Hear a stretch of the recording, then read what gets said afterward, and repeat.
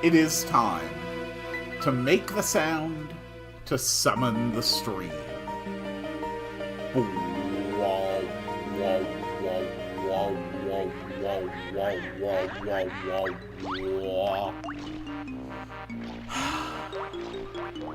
Greetings, dear viewers.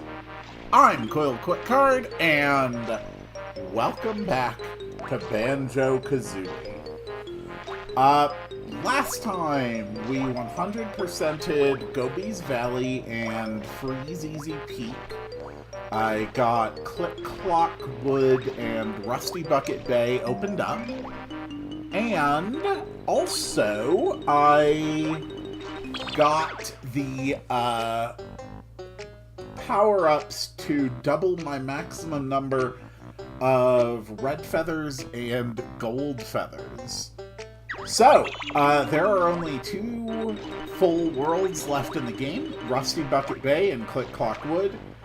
If you are familiar with this game, you know to fear Rusty Bucket Bay.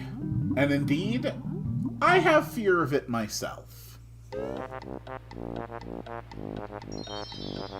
Welcome to Rusty Bucket Bay, generally considered the toughest stage in Banjo-Kazooie.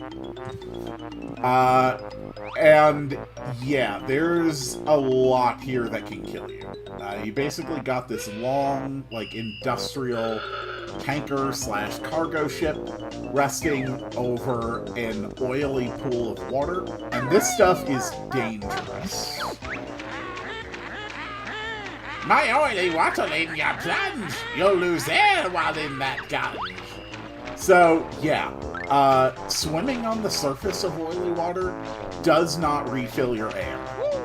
Jumping out of it briefly does not refill your air.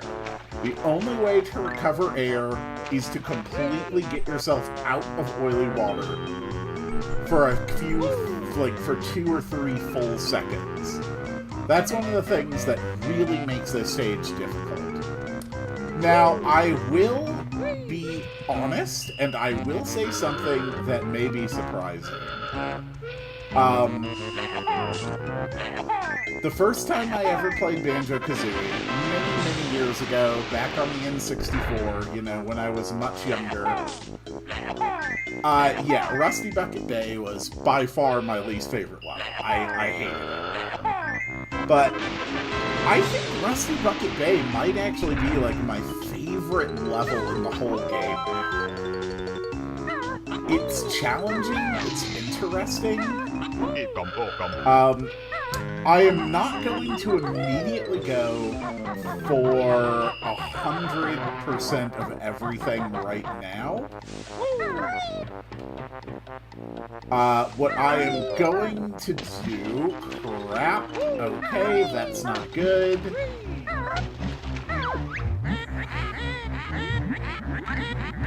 Ouch. Okay, there's a way out. Where was the way out?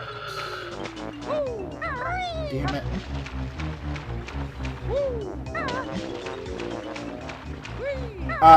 Yeah, there is a boss of sorts in this level.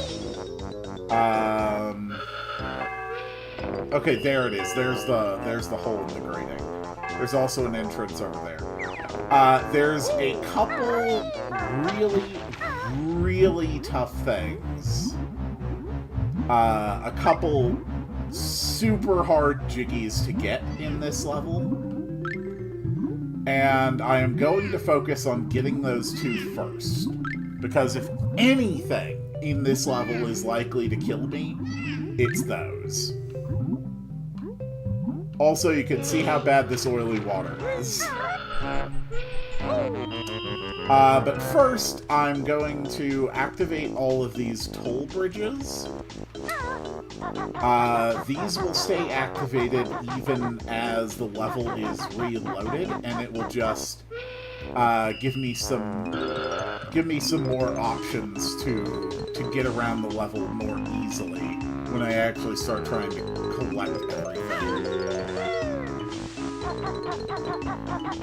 I don't think I've ever personally killed Snacker, but yeah, he probably can be killed.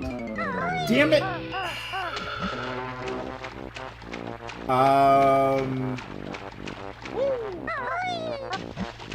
Okay. There we go. There's a ladder. Jumping out of the water buys you a little bit of extra time, but not as much as you would probably want. Excuse me, sir.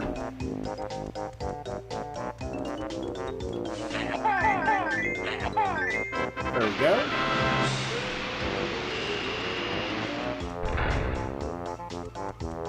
Also, I really like the music here in Rusty Bucket Bay. It's very interesting. It's got a real unique vibe to it.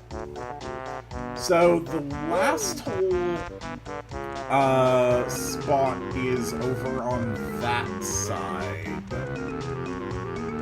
I think I can get up on top of this crane somewhere. Yes, I can. Whoops. There we go. Okay.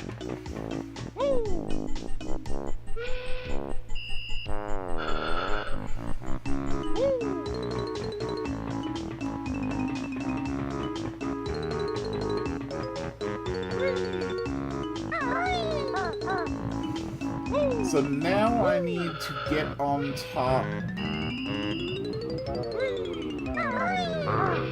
of the other crane, which I think you get from here. Here we go. And climb up.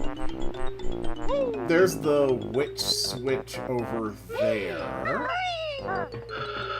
Yeah, I could go ahead and get that as well, since that's not something that'll reset with the level if I die. Okay. That path is open.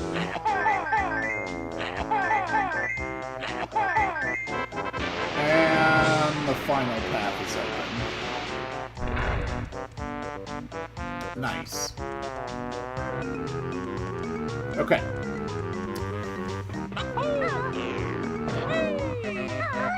So, all the areas of Rusty Bucket Bay can now be accessed. Now we're going to get the witch switch, and then we will head to the stern of the ship. I think this side is the stern? Yeah, it is, because that's the side with the propellers. Oh. Alright, not quite able to hit the witch switch. That's fine. Hello, sir. So, on the ship itself, there's a lot of different places where you can go in. Some of them involve jumping down these pipes. Some of these pipes are monsters, and some of them are not. Oops. This one in particular lets you slow down these propellers in the engine room.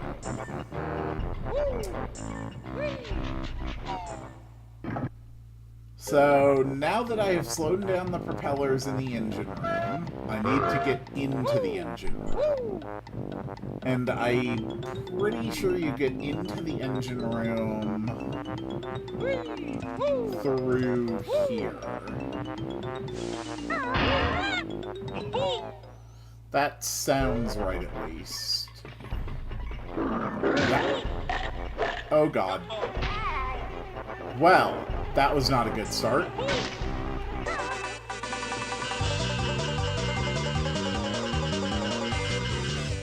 There we go. Well, JT Music told me about this level. Don't they approach the shipmates or they attack? Don't approach the shipmates or they attack. So, this level has a very well hidden honeycomb. It's right in here. Almost impossible to see from any regular camera angle in the entire level. Alright, so there's one Jiggy that I can access in this room. And then there's one other Jiggy that I have to activate in this room. And then I will be on a timer to get it. Let's find out. Nope, he definitely attacks.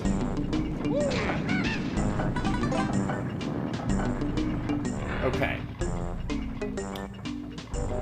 So, I have to cross the propellers to get a Jiggy, and then there are switches on each side of the room. So I'm going to save that switch for second. Okay, I have my plan. If you fall in here, you instantly die. So, here we go. That's the engine room jiggy down. Now the hard part. If the propellers damage me, I will almost certainly fall into the pit and die. And unfortunately, they can still hurt you even when they are moving slowly.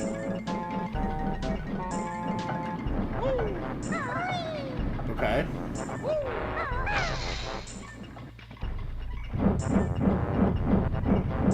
Alright, the ship propellers have been slowed.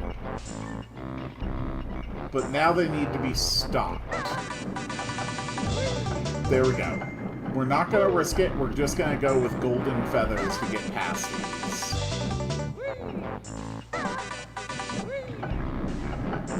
God, I hate these things. Okay, we're fine. God damn it. Okay. Oh my god, let me through. There. Okay, fine. I'll do this from, like, right in front of it, as close as I can possibly get. Are you...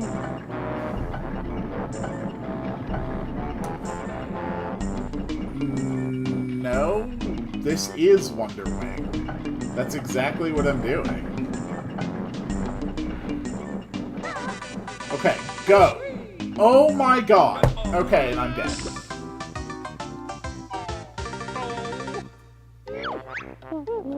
Seriously, what the actual hell was up with that? Like, can someone make sense of how I failed that consistently to get past that damn propeller?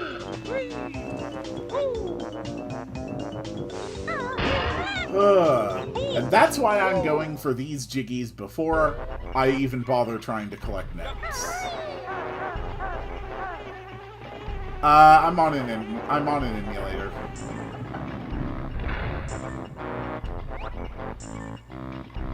Okay, are the propellers still slowing at all?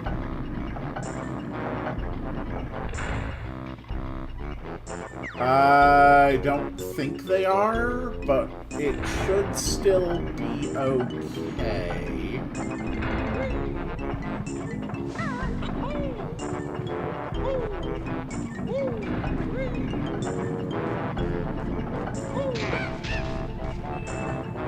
Okay.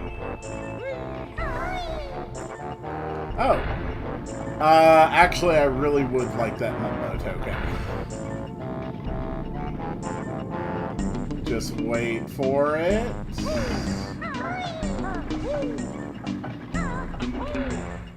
Oh my god. Are you serious?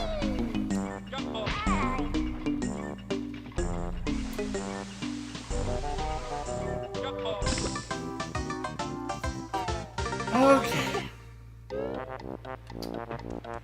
Since I'm home, I don't have any programs that could work on the croc sprites.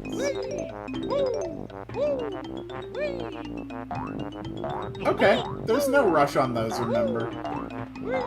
We're still probably a month away from doing any meaningful work on the new sections of the game. Okay. This engine room is actually the worst room in the entire game of Banjo-Kazooie. And I think I have already pretty adequately demonstrated... I think I have already pretty adequately demonstrated why this is the worst room in the entire game. There are actually surprisingly few places in this game where, like, just falling means instant death. And of those very few places, most of them are not built around high-risk platforming. Like, they're typically more about, okay, walk on a line very carefully. But this is just a huge platforming death room with moving platforms on timers. This room sucks. Like, there is absolutely no redeeming quality whatsoever to this room. Okay, that's fine.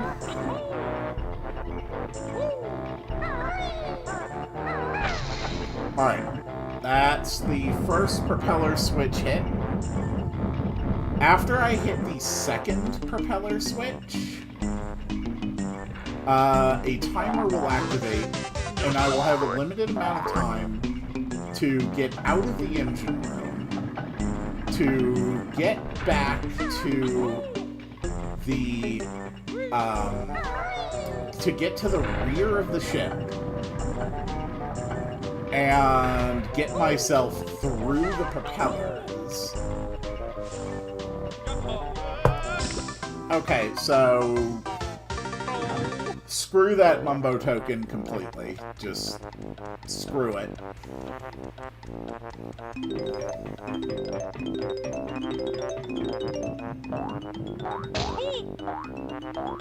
That's twice now. I was very confident that I was making my jump from directly beneath it, and twice that I have been wrong. On top of that, it seems that even if I make that jump successfully, I still have... Are you kidding me? I still have a very high chance of just falling off the side. So, screw that.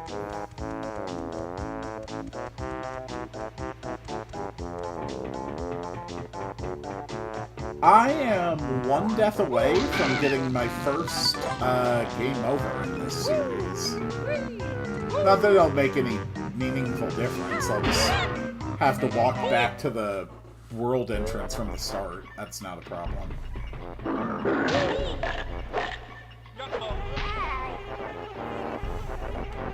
Screw it. Just go. This part of the level very much is just a suicide mission.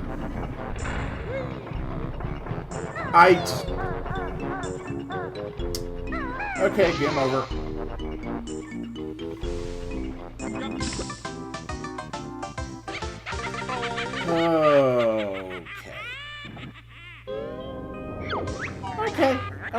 Okay. Alright. I see how it is. Fine. Save states it is. The game wants to fuck with me that much, I'm just gonna fuck with it that much right back. I'm not just gonna keep throwing myself at this worthless engine room and hoping that the camera and the controls manage to keep me where I need to be.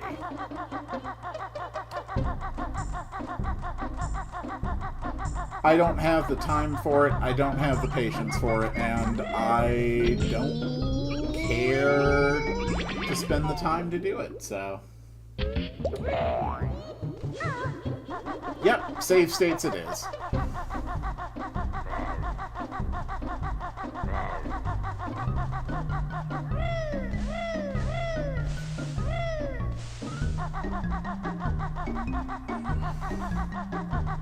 Come on, get to your shortcut.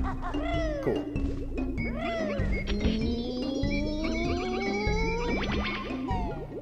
Cool.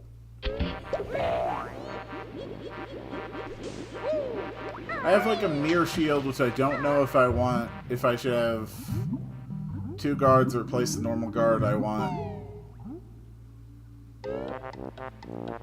I don't know.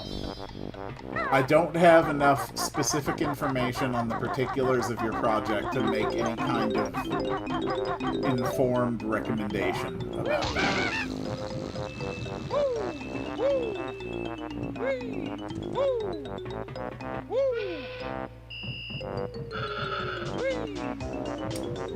Alright, this is the golden attempt. This is where we're just going to get everything and do it perfectly.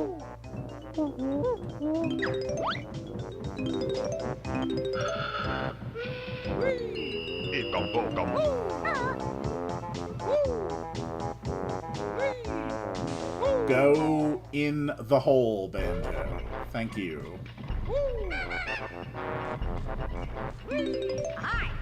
Yeah, these guys are definitely aggressive whether you walk close to them or not.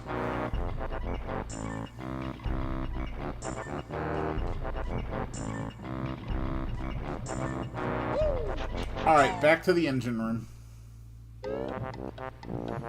Let's test something. Okay, that should have been a command for save.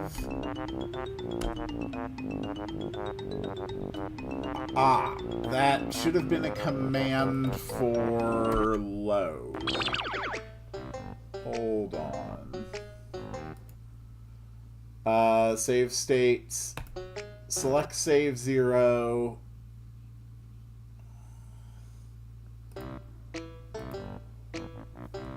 F2. Yeah, so why weren't you working in full screen? Okay, now it is. Alright, it just needed me to save the index. Alright. Let's get done with this engine room.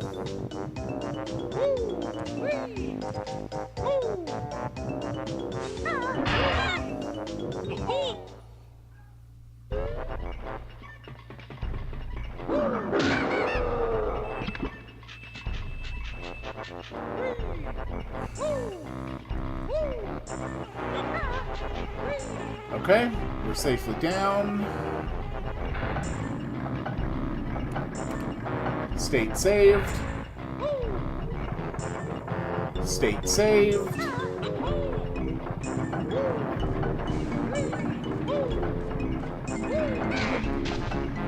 State saved.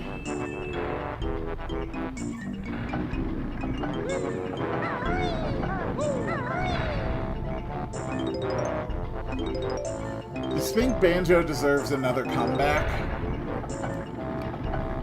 Another save state.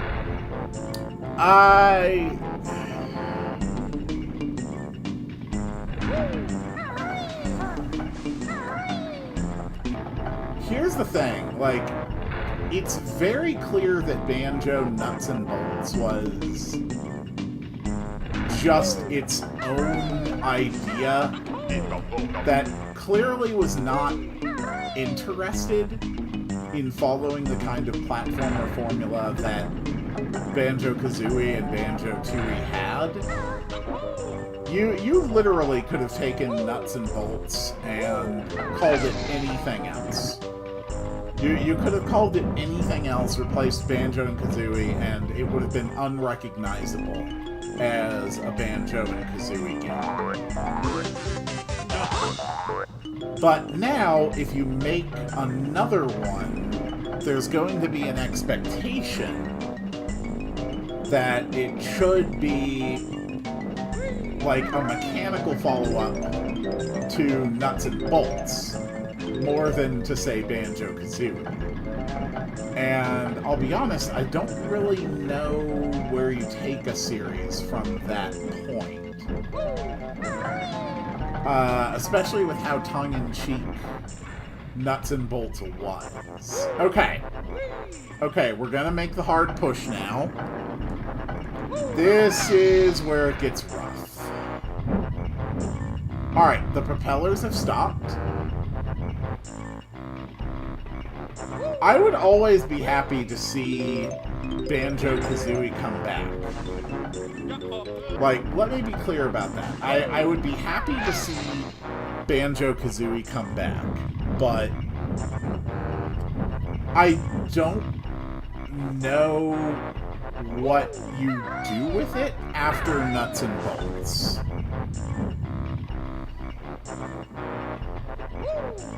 And... damn it.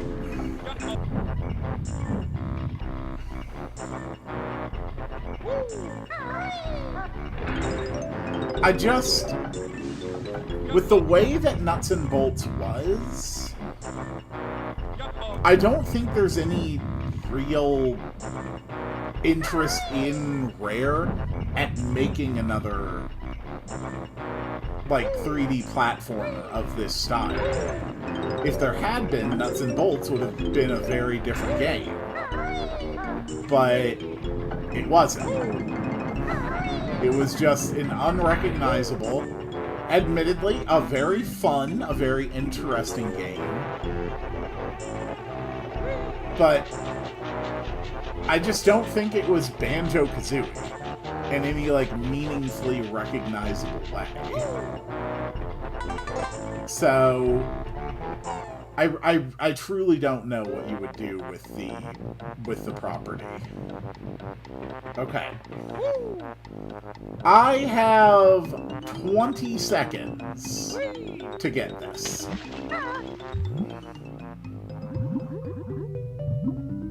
Also, when these propellers turn on, if I touch them, I will die instantly. Okay. And now I have to get out of the water before I die. Also, I do think that there is some stuff in Banjo-Kazooie.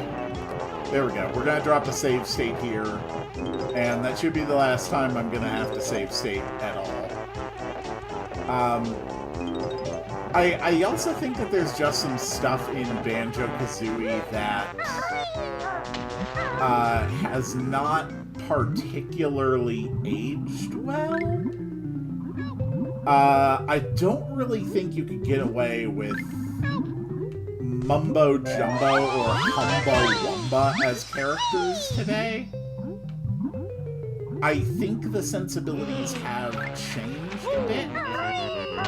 That they would be a little bit tougher to really sell. Not that I think it's impossible, but I do think that there is just some elements of Banjo-Kazooie that would be a challenge to bring back into like a true Banjo 3 at this point.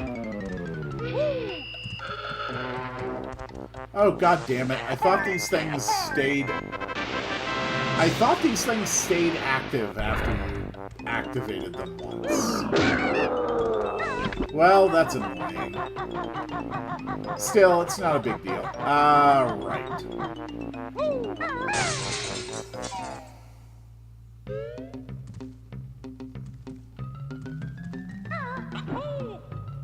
Okay.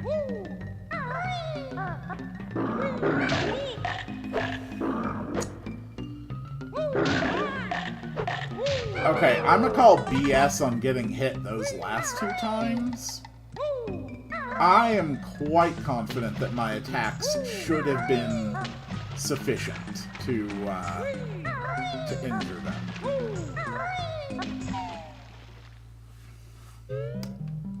Also, I think if you fall out of the water there, you're just kind of screwed.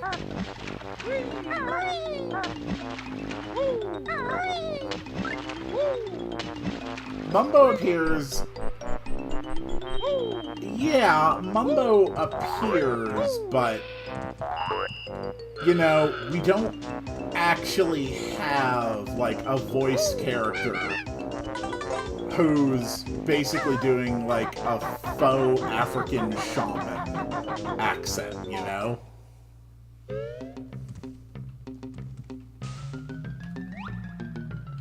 I'm not saying I don't think it could be done. I think it could be done, and I think it could be done well. But I think it would be a challenge to make a Banjo 3, or I guess a Banjo 4, and have it actually feel like a Banjo 4 at this point.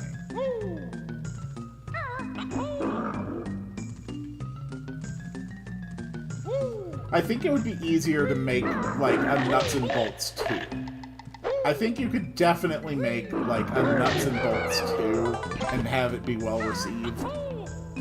And if the series does continue, I suspect that that's probably the direction it will take. Just not even really making any attempt to return to a 3D platformer.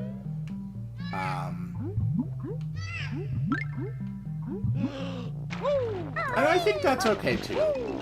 Having more Nuts and Bolts would be fine, and I mean, it's going to take other companies a while before they catch up to the kind of vehicle mechanics that were in like Tears of the Kingdom.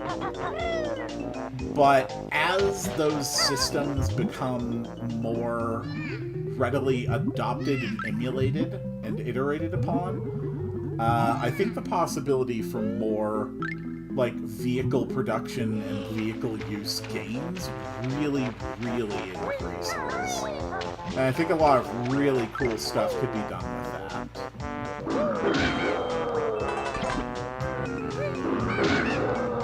I think Breath of the Wild was one of the most impressive tech demos for open world technology. And Tears of the Kingdom is now one of the most impressive tech demos for like a loose world physics engine. Each of them truly, truly advanced the technology in those fields. Well, not so much Breath of the Wild. Breath of the Wild was very much building off of technology that was laid down for Xenoblade Chronicles X. Xenoblade Chronicles X was basically like the open world tech demo prototype. And then Breath of the Wild really took that and, in my opinion, improved on it by substantially decomplicating the game mechanics that were built into that open world. Which I think was really necessary, because Xenoblade Chronicles X, great game, but it's one of those games where so many mechanics and systems have been thrown onto it that it's very difficult to parse for a new player. And yeah, Conquer is 100% dead. Which is really unfortunate. Ouch. Alright, so now we're going to explore the ship. Try to make sure that we get everything in the ship. There's a lot of notes in weird little places on this stage. Oh, nope, no you don't. I just hope Donkey Kong Bonanza does well enough, because DK won't fall the same fate as Rain. Donkey Kong's not going to fall to the same fate. He's just not. Hold on. Donkey Kong is one of those characters that I mean, most of the big Nintendo IP characters can be thrown into, like, different, you know, types of games to keep the IPs alive, even if, you know, the games, even if the genres that made them famous are not being, well represented. Like, Star Fox. Star Fox hasn't had a game in years. Star Fox is still fine, and, you know, you could throw him in as a DLC character in Mario Kart World. No one would bat an eye.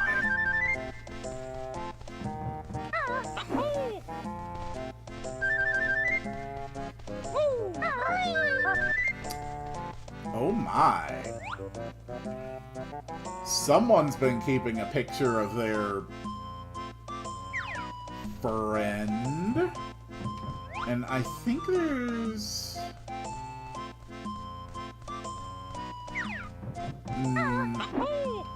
Isn't there another bunk that has pictures, or is it just that one? No, I think it might just be that one. There we go. I think the last Mumbo transformation in the game is 25 Mumbo tokens. I'm not 100% on that, but I think it is.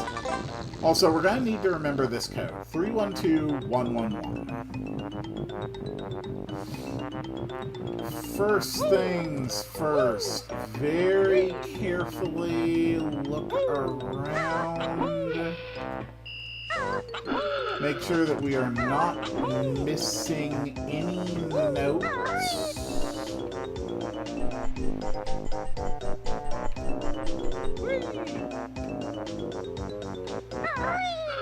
Whoops. Damn it. I hate these damn things.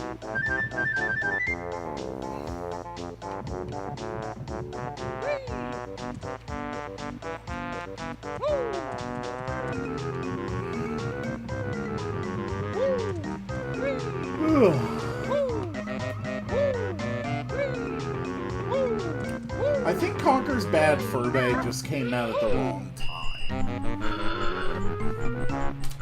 I think if it had come out like 5 years later, it would be remembered as like a true classic. But it wasn't quite released at a time where like enough parents were going to go out and get themselves Conker's Bad Fur Day, and the adult gaming market was not quite being marketed to sufficiently enough.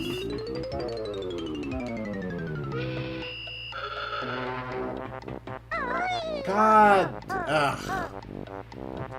I hate trying to get this witch switch.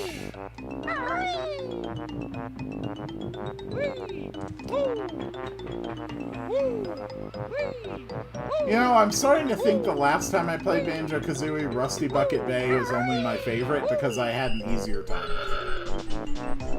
it. Because this is just really annoying right now.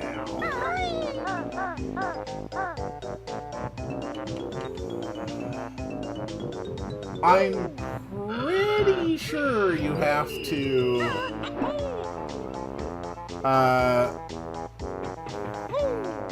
I'm pretty sure this is the only way to get that witch switch.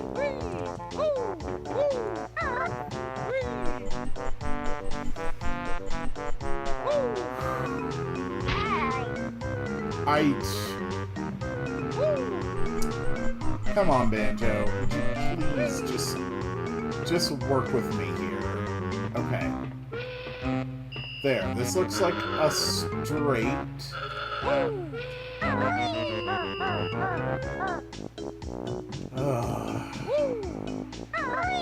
I need this witch switch. If I want to 100% the game, I need to get this switch. Okay. I think I'm going to have to do the rat-a-tat instead of the flitter jump. No, that was even further off. Okay, save states it is.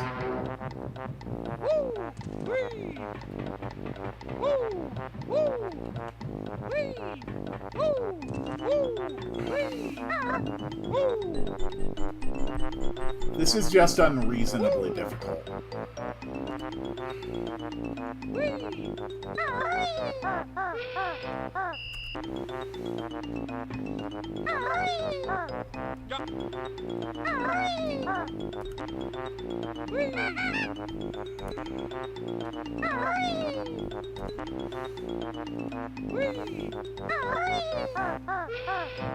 There we go. All Wonder Wing does is make you invincible. This is the Wonder Wing.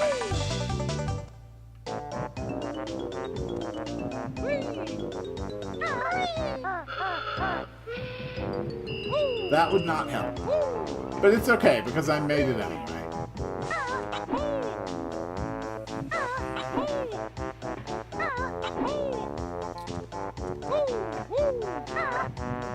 Now I can get back to jiggies and notes.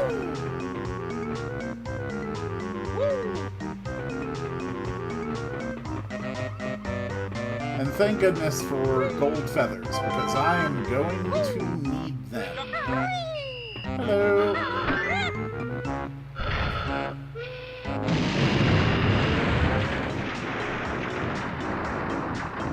Nice. Grab a few notes.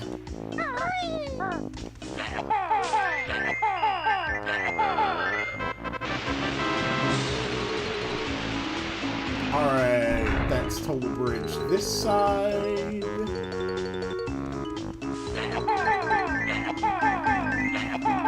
And that's the Toll Bridge this side.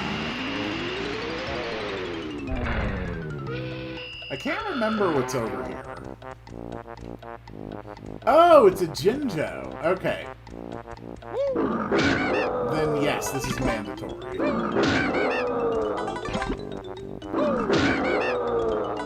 Good. That gives 2, and I already know where 2 more are. Damn it. Okay.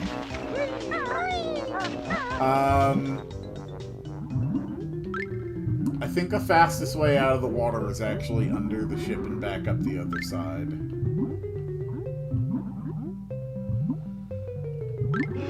There we go.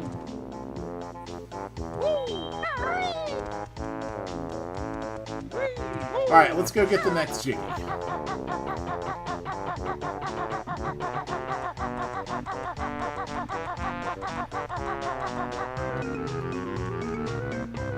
If everything actually goes right on this level, it's really not that bad of a level, in all honesty. Like, it goes very smoothly, you know, the whole experience is fairly linear.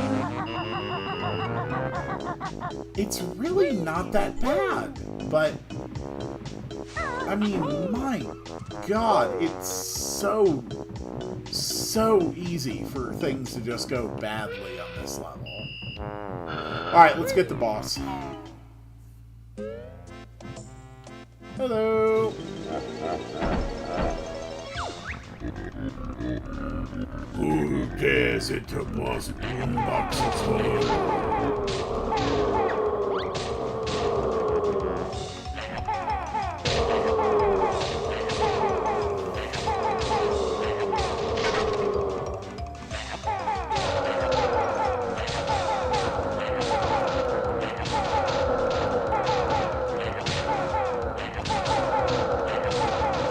In case you ever wondered when or where would you ever need 200 eggs, yeah, pretty much this fight.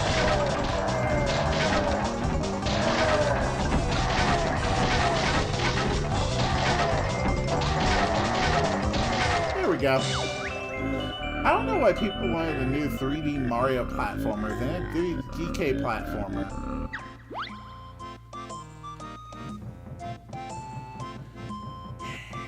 The general rule of thumb, and this is going to sound cliche and smug, but the saying is that people don't know what they want. And the thing is, it's not just a saying. It's an actual fact.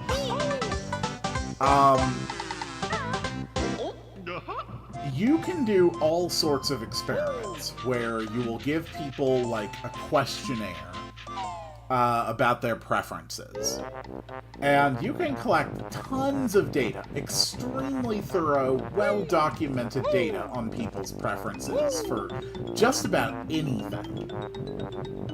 But almost always, if you actually test it, if you actually do blind testing, where people have to demonstrate like what they actually prefer, whether it comes to taste, when it comes to music, when it comes to almost anything, almost always you will find that people's actual preferences, the things that they will rate as what they enjoy most while experiencing them, are different than the things that they will report that they enjoy the most.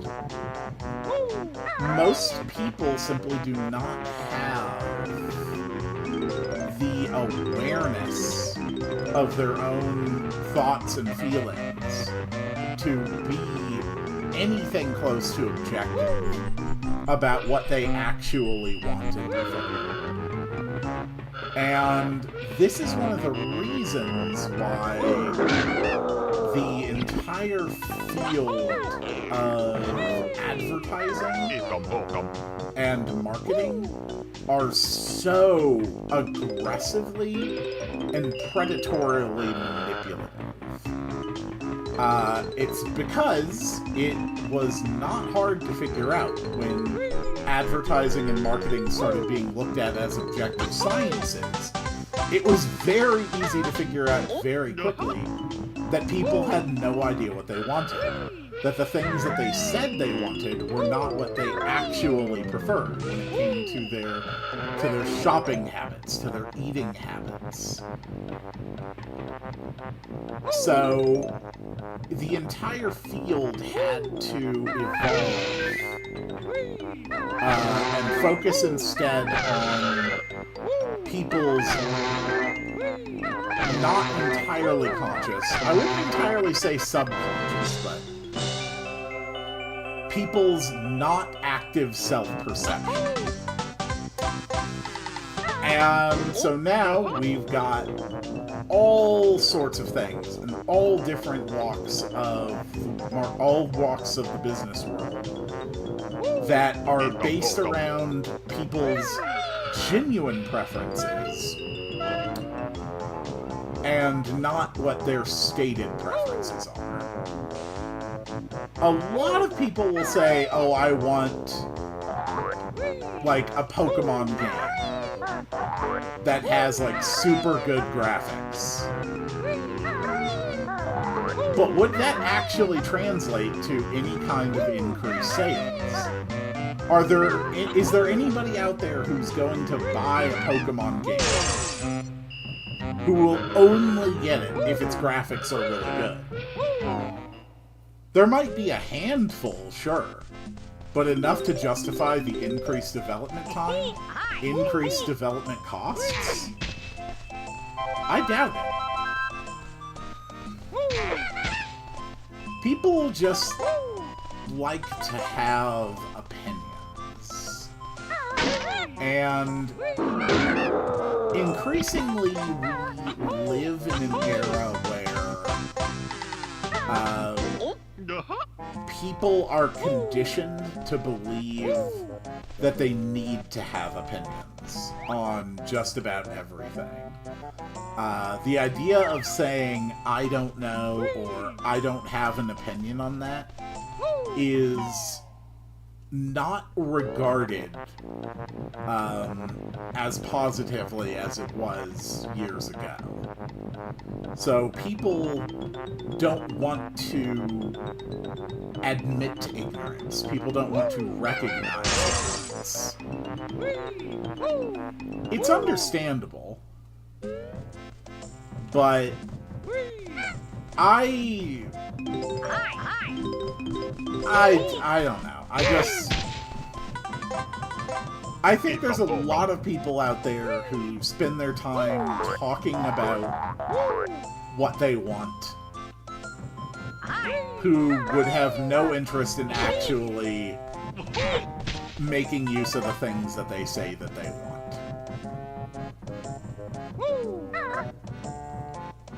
Okay, I'm trying to think. We're up to 72 notes.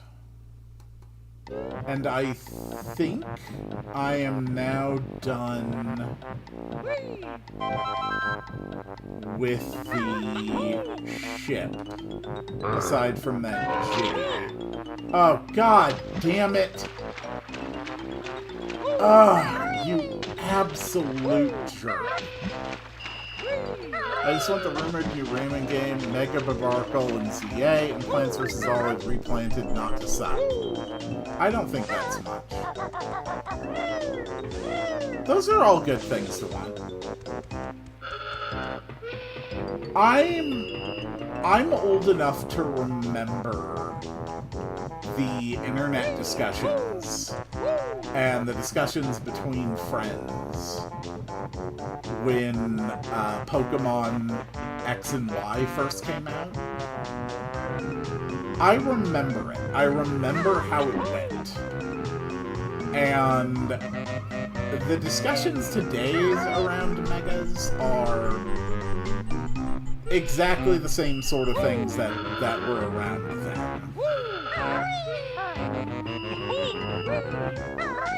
Everybody has very strong opinions.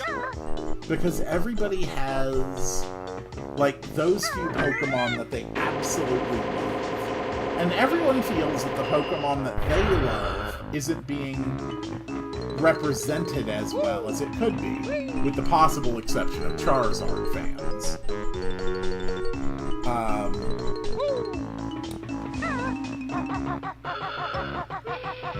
Okay. Nope. Got it. Okay, that's Jiggy 9. The last Jiggy is from the Jinjos. So, aside from the Jinjos, all that's left is the other Honeycomb?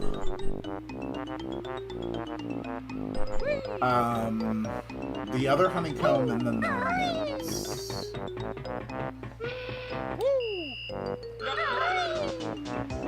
I always liked Megas most. Not when they made the Pokemon that I already liked more cool. But when they made me think about Pokemon I never really considered before. Kangaskhan is a good example. I never really gave much thought or interest to Kangaskhan. You know, there's plenty of good normal types in Gen 1. Even just in the Safari Zone, you could get yourself, you know, a Tauros. You know, Snorlax. There were 2 of them in the game. You know? I just never really cared much about Kangaskhan outside of, like, collecting it. But when it was given a Mega form, then I got to look at it in a new light, and I got to think, oh, this is actually really cool. I would like to try using this at some point, because this is something I've never done and never considered. It was the same way with Mega Sableye, Mega Absol even, although I know that one certainly had its fans before. I like megas and convergent evolutions and, you know, regional forms. I like them most when they make me think about using something I've never thought about using before. And, like, using it in a different way. Or to do something really cool.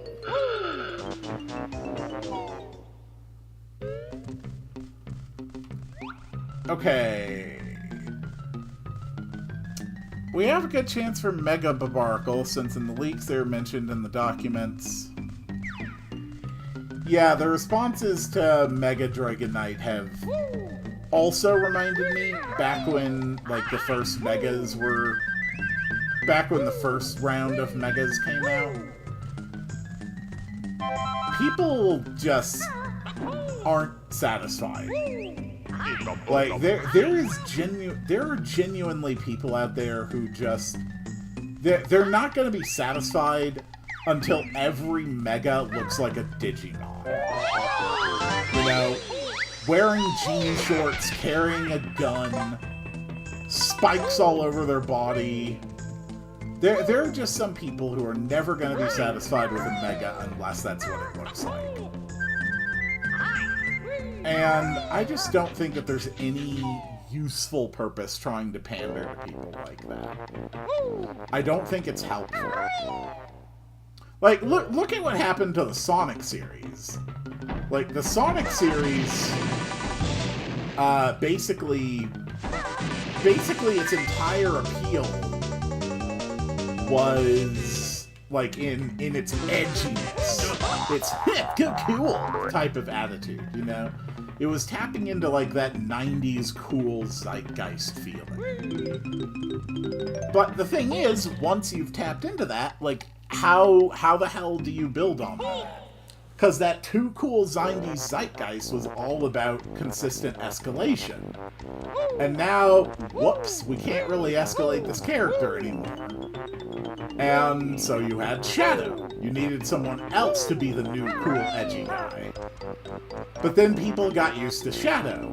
And, oh, whoops, we can't really have him be our super edgy one anymore. We need something edgier. And then, boom, you have Mephiles, the new super badass, ultra edgy dark guy, who's even more edgy and dark than Shadow. And then, yeah, well, I mean, Sonic 06 was an absolute disaster, and no one really cares about Mephiles anymore. But then the saga continues. It's like, okay, now what do?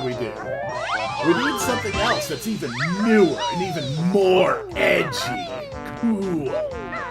And then you got Infinite in Sonic Forces. Like, the poor Sonic series is just in a losing battle with trying to consistently escalate past its own character designs. I do not envy them for it. It sounds like an absolutely miserable design trap to be stuck in. Oh yeah, the Werehog! That's right, yeah. God, I forgot about the Werehog. As ridiculous as it is, I'm pretty sure that was also supposed to be edgy cool. You know, and it's not. It's just awkward and weird. Okay, I'm pretty sure this is the room where I will get the other honeycomb piece. Okay.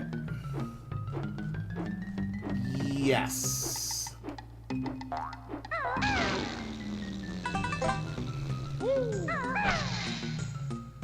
Yeah, extendo limbs did not help. And certainly, there are those people who truly love and are really into all that Sonic stuff.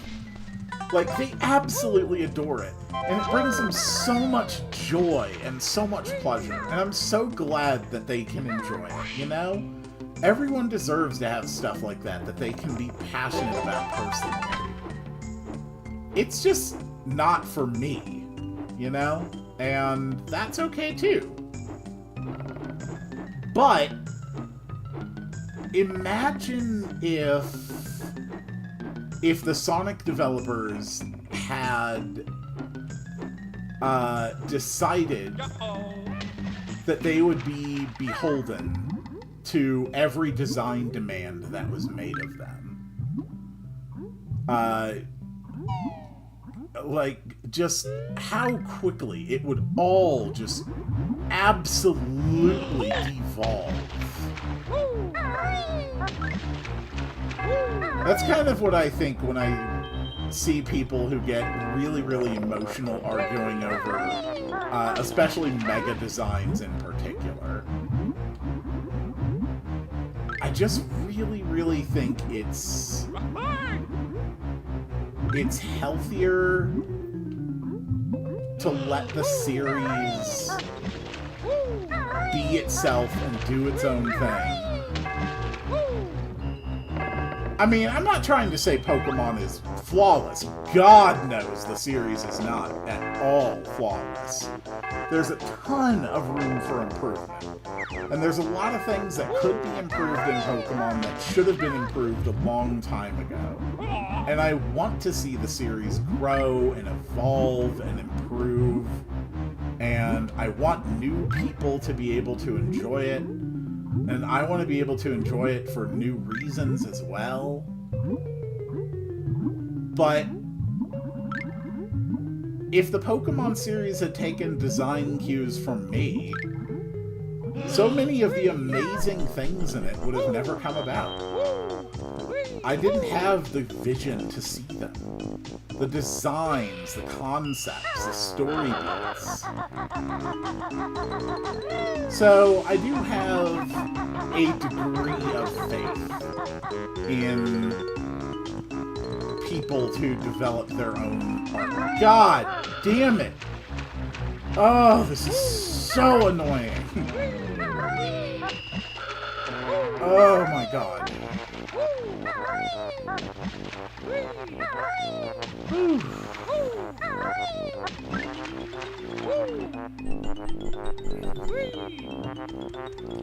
I just think not every game is going to be for everybody.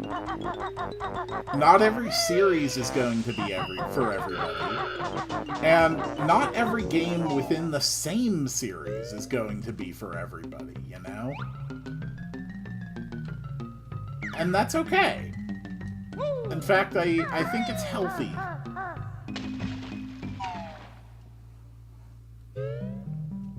You know? Mario Sunshine? Some people love it. I really do not like Mario Sunshine.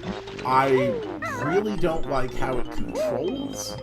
I really don't like the way that portions of it force me to sacrifice a degree of that control for the sake of completely arbitrary difficulty. I don't like how the levels are designed, in general. It's just not really for me, you know?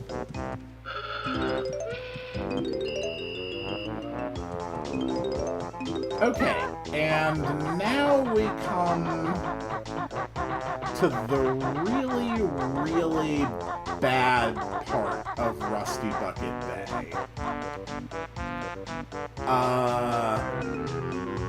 I am missing 5 notes. I don't know where I am missing 5 notes. Okay, and if I die, I lose all the notes. So, first wild speculation. Under the boat? Okay, no sign of anything under the boat. And the draw distance isn't going to help much until I'm basically within, like, 60 feet of them.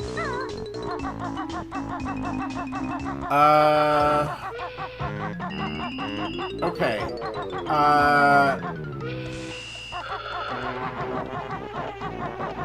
Yeah, this is the nightmare scenario.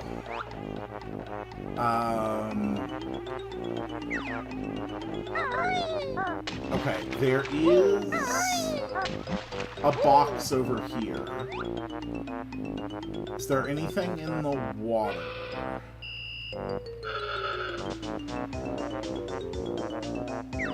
Okay.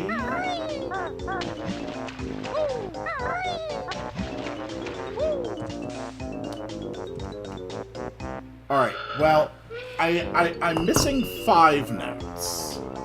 So the fact it's exactly 5 means it's probably one group of 5. So I'm just going to Google Rusty Bucket Bay notes and look for where it lists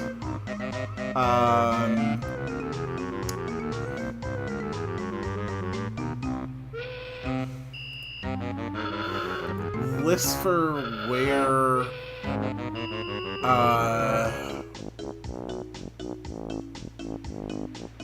let's see.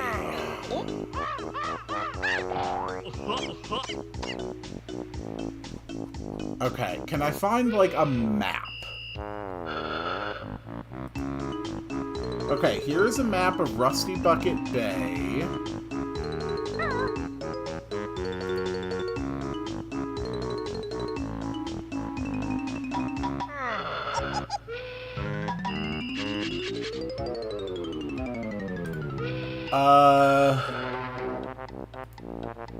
Okay. Let's zoom in on this image.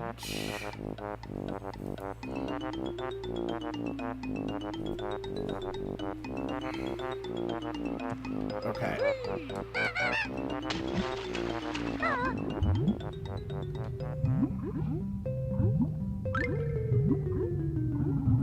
So I'm going to check each of the locations listed here with 5 notes.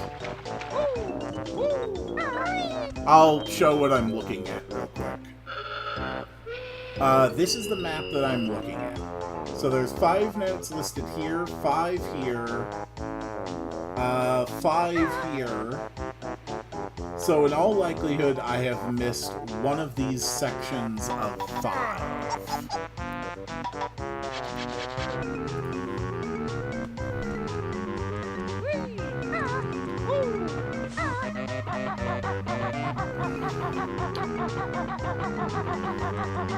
Okay, the first group of 5 is listed just right here on this bridge.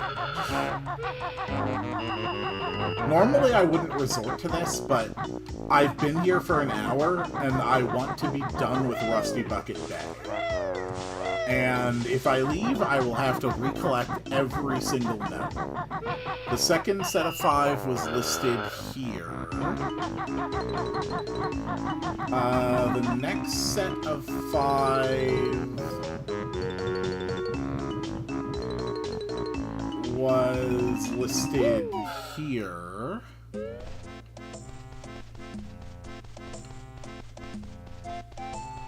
Which I already got.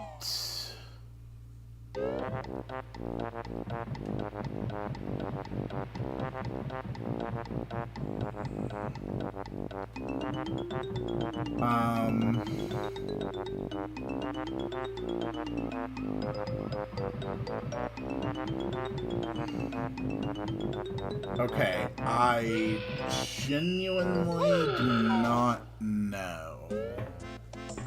There, okay, the kitchen. I never went into the kitchen. Alright, there must be 5 notes in the kitchen. There's also a mumbo token.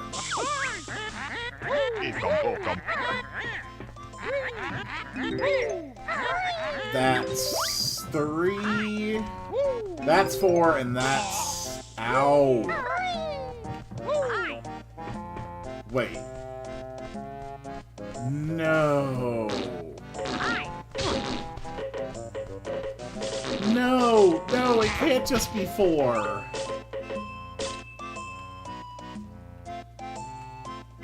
Oh, thank God, there's one over here. completely invisible. Okay, okay, okay.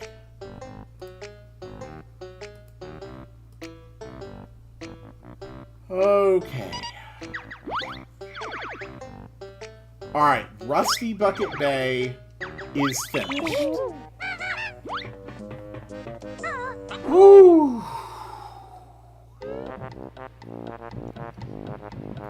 You know, I did title the stream Rusty Bucket Bay 100% Gods Help Me. And I kind of thought that that title would end up being, like, a little sarcastic. You know, like, oh, come on, Rusty Bucket Bay is not that bad. No, this sucked. Yeah. This was not fun.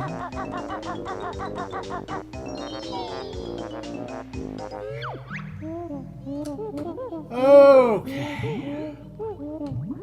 Alright, I'm free. I'm free.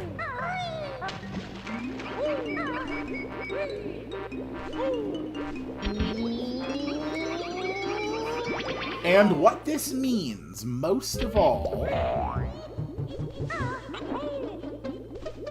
is that there is exactly one world left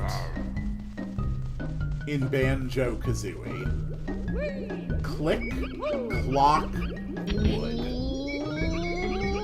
I would not say Click, Clock, Wood is as hard as Rusty Bucket Bay, but by the gods, it is longer.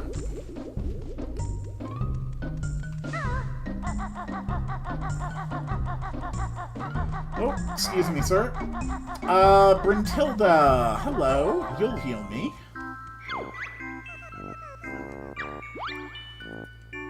Yep.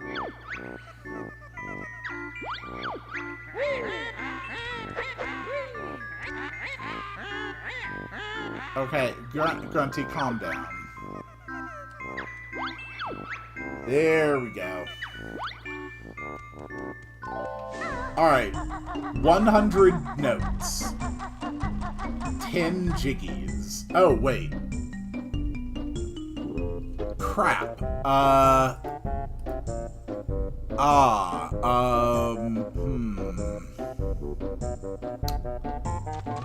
Right. I forgot to get the jiggy that spawned from the witch switch. Whoops.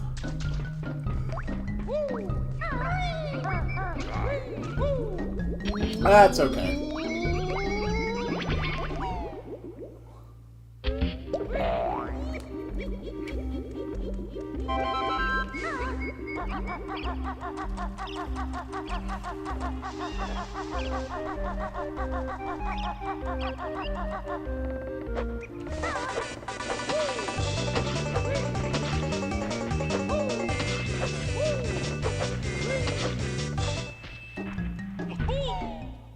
Yeah, have to double back and get that jiggy.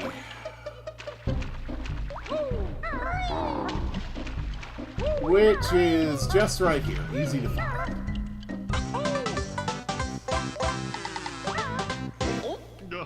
There we go. I do think Click Clock Wood is the most ambitious level in Banjo-Kazooie. It's also definitely one that would absolutely torture a new player. Luckily, I do have some pretty good familiarity with it. Hello, noob. How late am I? I finished 100%ing Rusty Bucket Bay, and I have just now entered Click Clock Wood. So, the gimmick in Click Clock Wood is that I will basically be accessing the same map in 4 different seasons. So spring, summer, autumn, and finally winter. You start in spring, and you'll have to find a switch to unlock summer.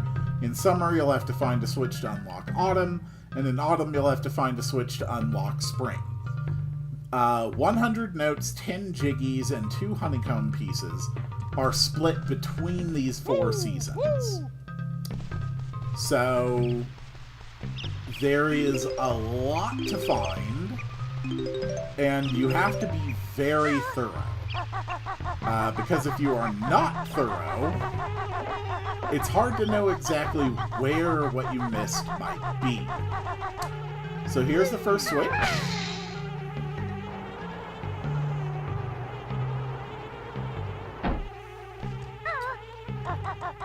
Let the exploration of spring begin.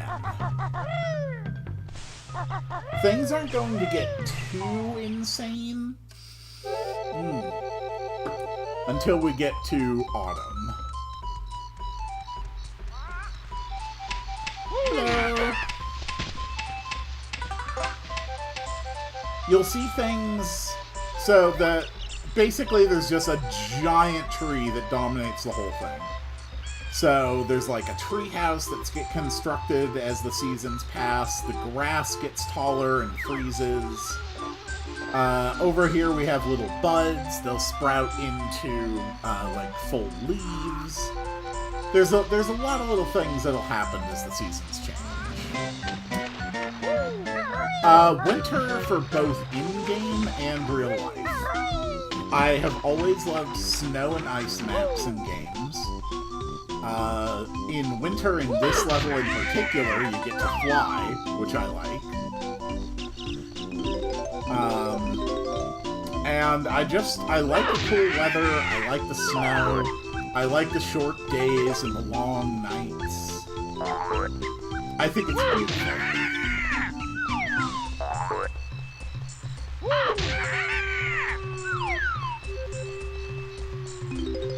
First thing I'm going to do is go out of my way to kill birds.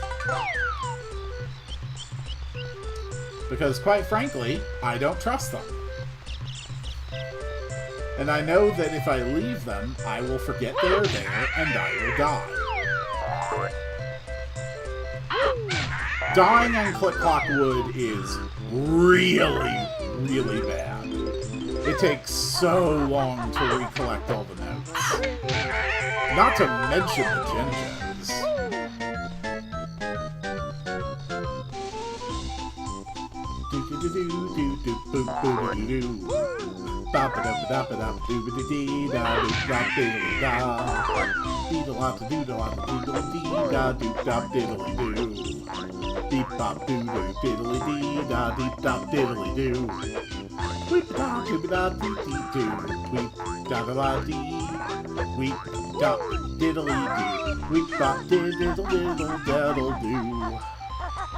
Hey Mumbo, what's up? Okay, so it's only 25 Mumbo tokens for the transformation. This is the last Mumbo transformation in the game, so I will never need to worry about gathering Mumbo tokens again. And this transformation only works in spring, I believe.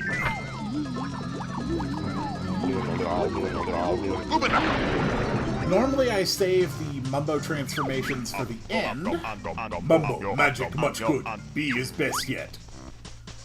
But we're actually going to start with the bee today. So the bee can fly, and just fly forever. It's basically the same physics as Kazooie's flying, but with a better turning radius. And here is our first Jiggy of the day. Sweet. Do do do do do. Do do do do do do da ba ba da da da da da da. Do do do. And this may sound weird, but I'm pretty sure that's all I needed to do as a bee. So we're just gonna go back and transform back now.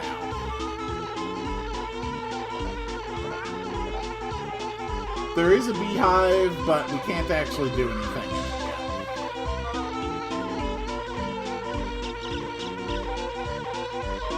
Few notes over here we're gonna have to grab. One of the most annoying sounds. Yes. Fortunately, we will not need to use the bee again until we are ready to leave the level. Because the Jiggy that spawns from the witch switch does have to be gotten with the bee. But that's the last you have to hear that sound. Alright, I have been streaming for 1 hour and 20 minutes. Can I 100% click clock wood before I hit 2 hours? I don't know. I'm not going to stop them, but I am curious if I can pull it off regardless. Okay.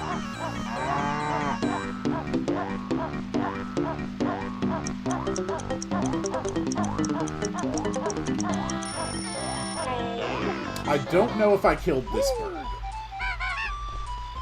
Okay, I did.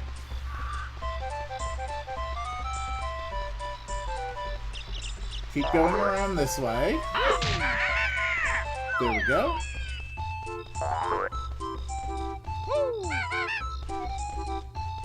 Alright, and that was where we initially climbed up. Doesn't speedrunners exploit the game to keep the bee? I've never actually watched a full speedrun of Banjo-Kazooie. I'm afraid I actually don't know.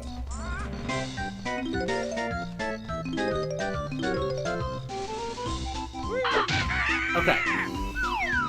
Nice. So, there's a path over here that will lead to a Jiggy, but not in this season.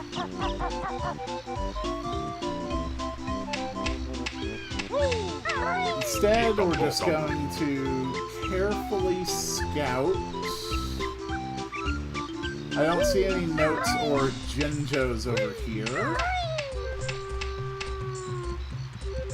Hello. Hello. Hello.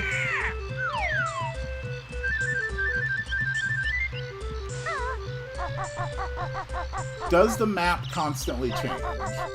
The map does not constantly change, but basically when I leave this area, I can enter doors that will take me to essentially the same map, but in different seasons.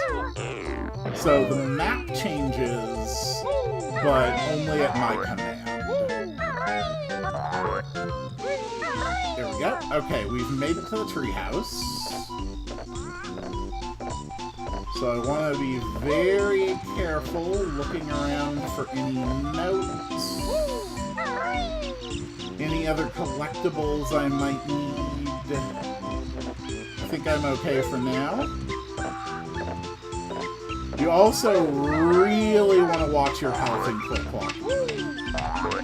It's very easy to take damage from falling, and there are limited options to recover your health. Well, if you don't count the fact that you can kill like a dozen birds in every season. Okay. So here's the switch to activate summer. So now when I leave, I'll be able to go in the summer door.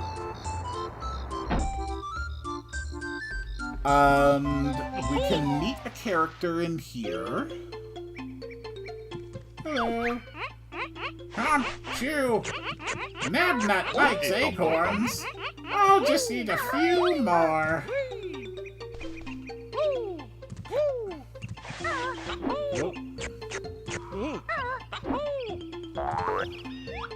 I don't think there's anything else hidden in here. No. Okay. So, if I can climb to the top of the tree, there is something that I can get there.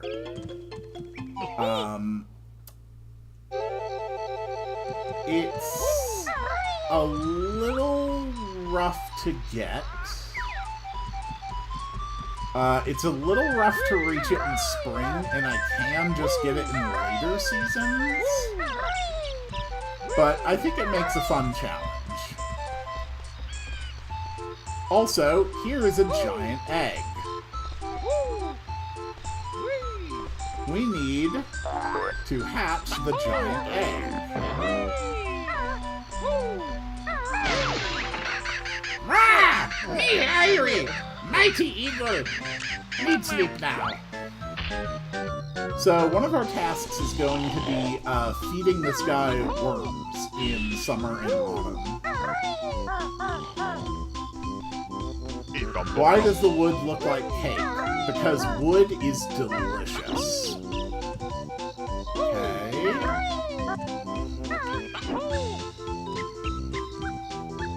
Okay, this is gonna be a tough jump. Good. I'm alive so far.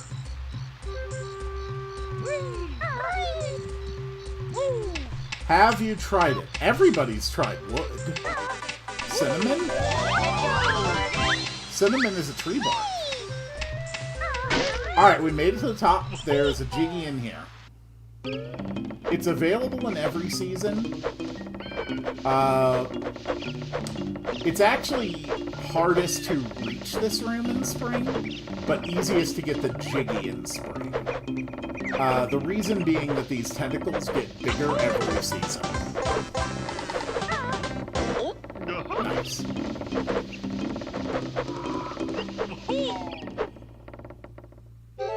Hell nah, Quill's a beaver. Why, you racist? You're racist against beavers? Against the heritage of my people? The Beaver Clan? Oof. Ouch. Oh crap! Oh crap! Oh crap! Oh crap! I'm in Mumbo's field. Damn it! Damn it! Get out! Get out! Get out! That sucked. This is not going well. That's okay. I know where I can get some health back. Alright. Little bit more notes there. Luckily, we killed a lot of birds, so honeycombs are not hard to find.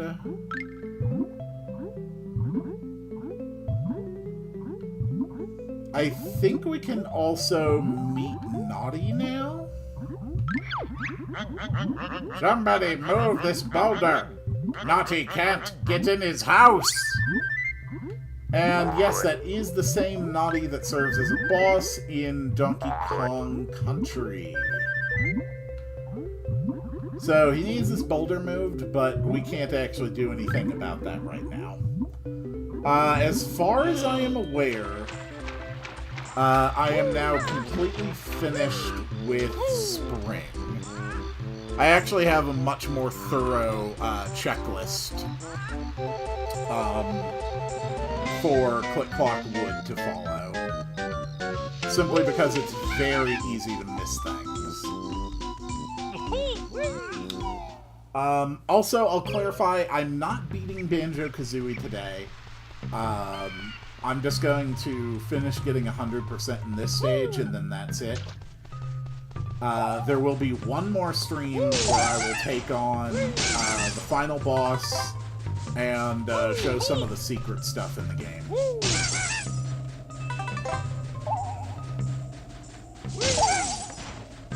And that will probably be this weekend. Okay, I didn't kill the ice cubes as efficiently as I wanted, but I still did come out of this with a net gain of health. Alright, moving into summer.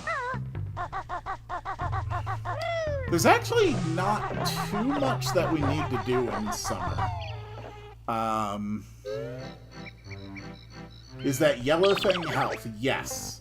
The stuff that you see at the top of the screen in the middle, that is my health. That is honeycombs. I'm hungry now! Need 5 caterpillars! Okay, so keep an eye out for caterpillars. The grass is a lot taller now. And there are also now places where there are just packs of wild bees. Without any, like, beehives around. Alright, there's our Jinjo. Oh god! Oh god, the controller just tried to disconnect. Oh, you sneaky son of a bitch. How dare you. Yep, hungry animals like caterpillars. Yes, they do. God, will you just die a horrible death already? God! Is that really so much to ask?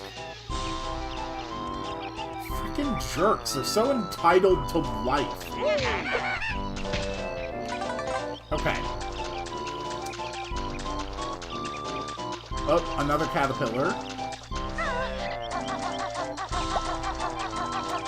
It's very easy to find the autumn switch. Boy, I am just not putting on my best performance today. Because the autumn switch is right here.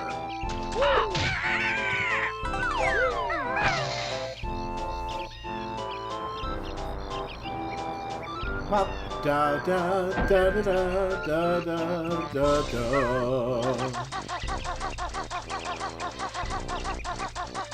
Okay, next thing we can do is help out Naughty. There you go. Wow, what strength! Come inside, and I'll give you a reward. Yeah, except slight problem. It's actually too steep to climb inside. We will not be able to get inside of Naughty's house until autumn.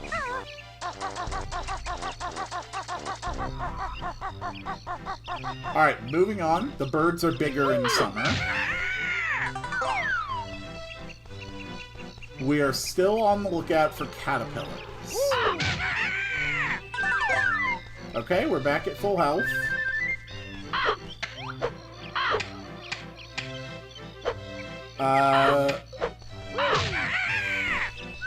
We're just gonna not pick these up since we don't need them now, but we might end up needing them later if things go badly. Do you know Scott the Woz? I know of his work. Yes, I do have some familiarity with his work.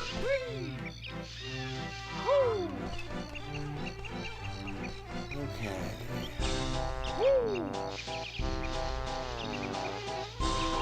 Here is another caterpillar to a baby eagle.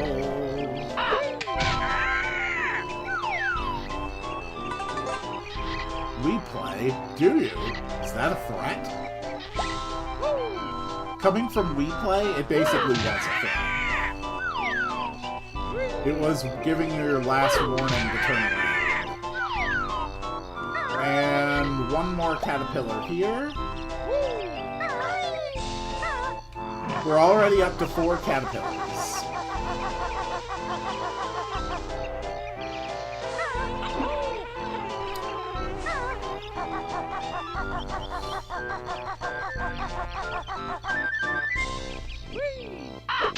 Gotcha. Okay. Ouch.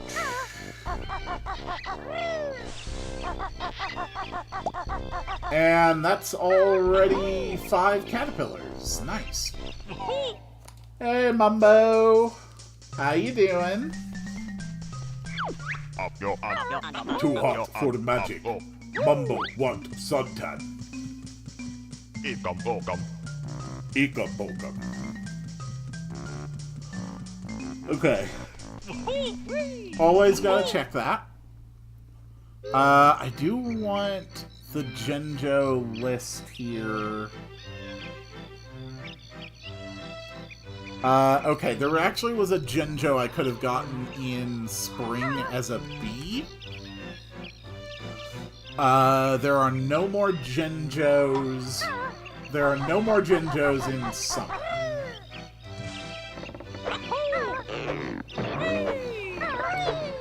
So it's just about climbing up the tree now.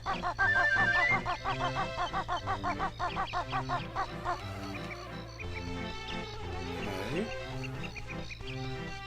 Hello! Pleasure to meet you. I think I can climb this.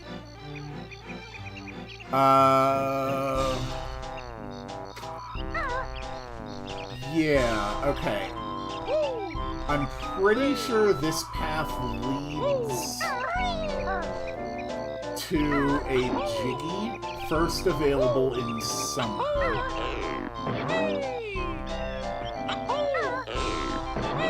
Okay.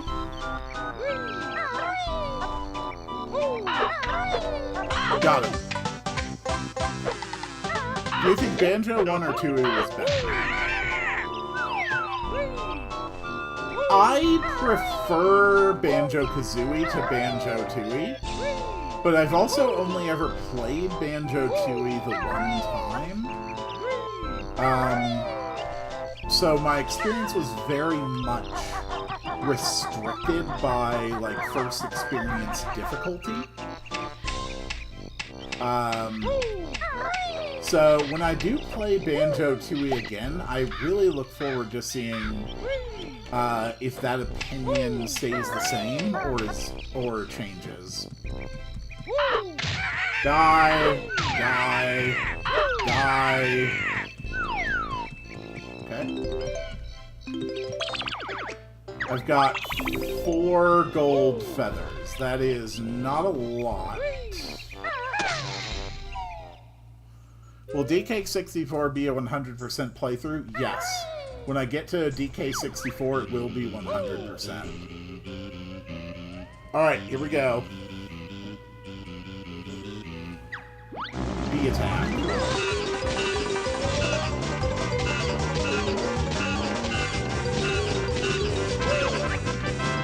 There we go. Yes, even with the sheer amount of collectibles, absolutely. 4 gold feathers is exactly enough to just stand there and get that Jiggy. So let's take 2 more off of my list. Okay. There we go.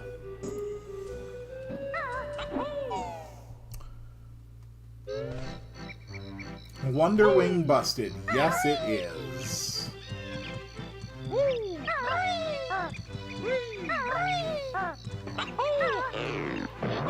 We want as many caterpillars as we can find.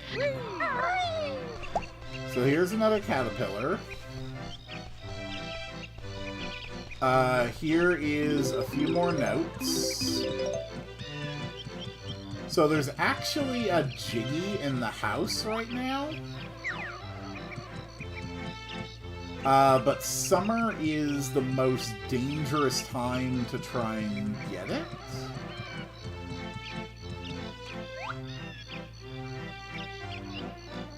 Still...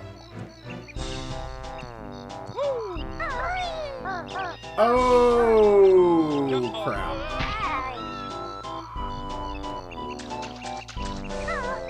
Alright, we'll just save that one for next season.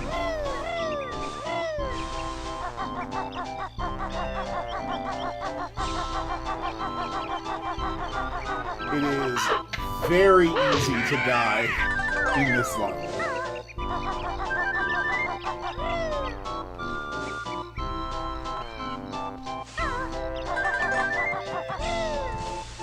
Still, we do have to climb up some more because I do need to feed the eagle. Even if we're not getting that Jiggy. And I need to make sure that I'm not missing any notes in the 2 interior sections up here. Okay. There we go.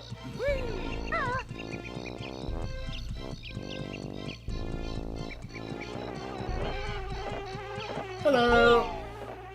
I'm here looking for notes. Bruh, Nabnut's eaten too many acorns. I've got none left for next winter now. Oh no, Nabnuts. You're all farty and you've fallen victim to the inflation fetish. My deepest sympathies.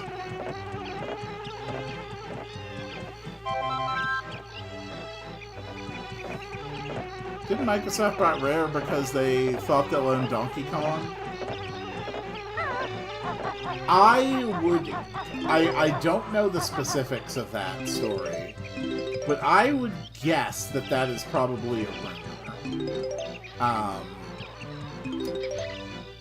The amount of diligence that goes into corporate acquisitions is insane. Like, we're talking disclosures of assets and liabilities like you would not even imagine. It would be exceedingly difficult to pull off a corporate acquisition of that level without knowing exactly what you are paying for, exactly what it is worth, and exactly what the risks are. Unless you are someone as stupid as Elon Musk, who was able to do it with none of that. Don't care what people think or say, inflation fetish is just gross. Yeah, not a fan of that.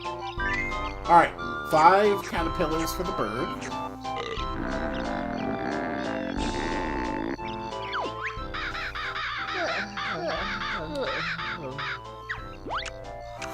Oh! Okay. There's actually a couple things I missed doing in spring. Okay. Before we go to autumn, we're actually going to sidetrack back to spring first.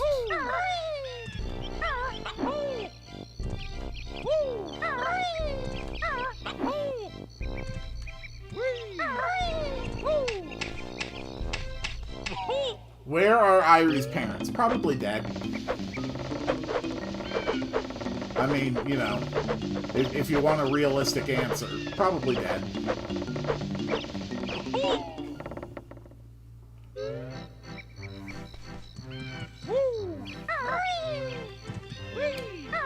Either that or they're just away temporarily, foraging or hunting.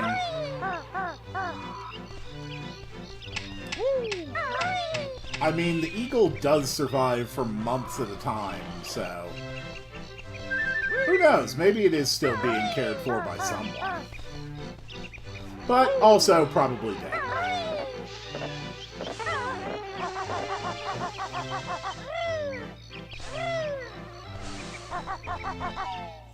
Kazooie adopts Irie after the events of the first game.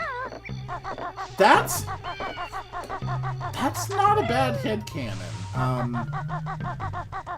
The Grunty's Revenge game, which I think was...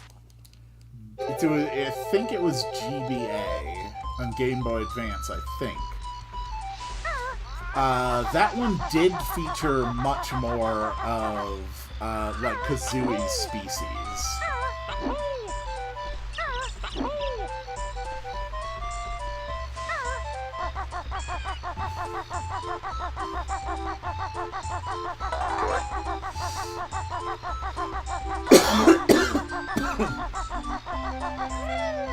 Here we go. This is something I forgot to do.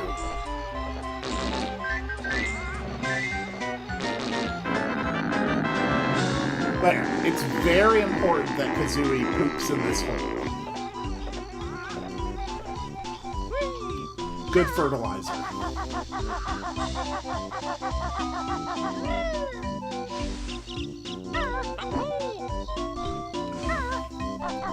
Oh god, what if Legend of Zelda Skyward Sword, instead of Loftwings, it had just been Breegles?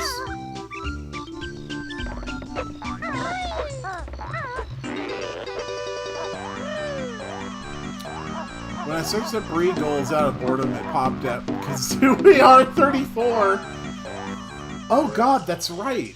Kazooie's actually a woman, isn't she? I mean, not that that would stop people from R34 and Banjo, but you'd probably find more in Kazooie. But I could be wrong. The internet is a surprising and horrifying place. And I am sorry, but B is happening.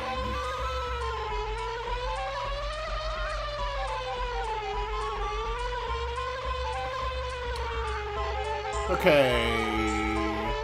Do do do do do do do da da da da da da da da da da da da. Here we go. So, spring only with the bee. You get inside the beehive in order to access a Jinjo. Nice. Alright, now we should be completely done with everything in spring until we come back after winter.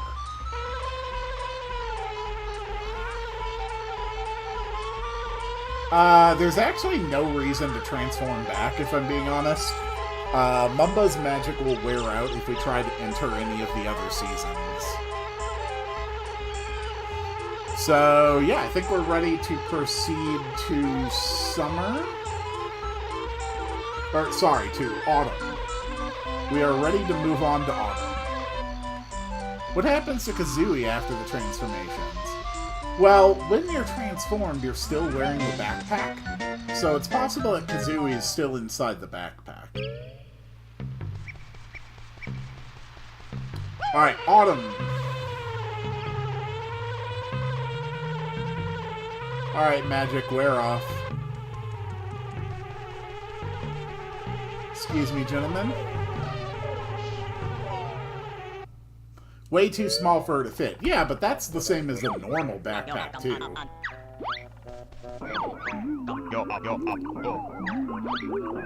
Okay, so Irie needs 10 caterpillars this time. And we also need to find... we also need to find 6 nuts. We need to find nuts. So if anyone sees any nuts, let me know.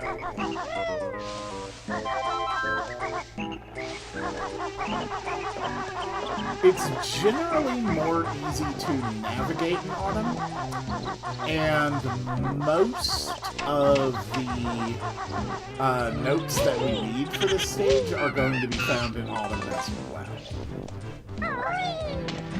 But first, let's take a visit to Naughty.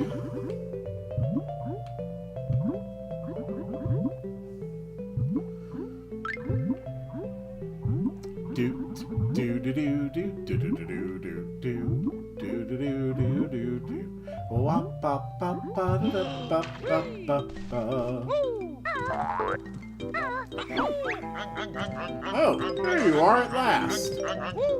I've been waiting months to give you this. Okay. Any other notes hidden in here? No. Okay. There is a one-up behind your fire. Okay. So that is the beaver.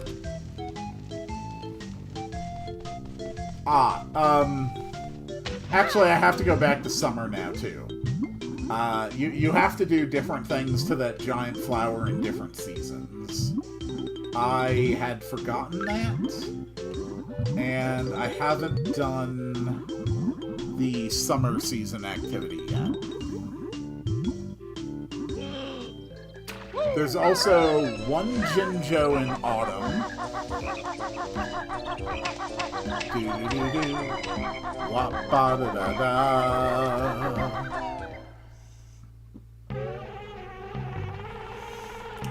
Okay. Actually, you guys are kind of dangerous. We're just gonna take care of you right now. There we go. The Witch Switch is in... Yeah, the Witch Switch is in winter. One of the Jinjos is in winter. I know that for sure. One of the honeycomb... Like, the extra honeycombs is in winter. The other honeycomb is in the room above the squirrel's house. Okay, so here's Gobi again. Yep, it's me again.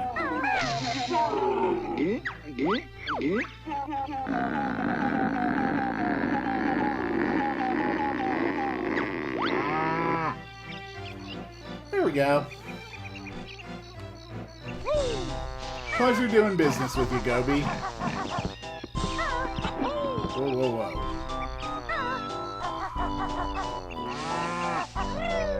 Okay, now we can proceed to Autumn.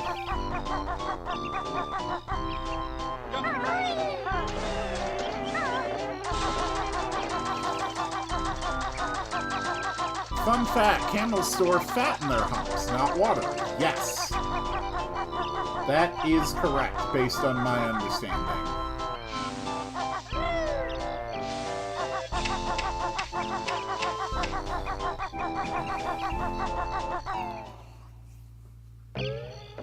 Yeah, we are definitely not going to finish this before the 2-hour mark. But that's okay, because we're doing really well. And winter will by far be the shortest season. Autumn is where we're going to get most of the notes. The big thing to get, though, here is going to be the nuts. Oh, you absolute jackass.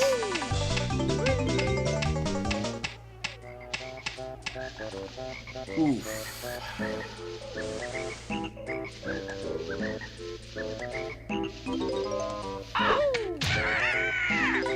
True, it has been over 2 hours now since I clicked the start stream button. I always give that 10-minute countdown. Okay, we got that.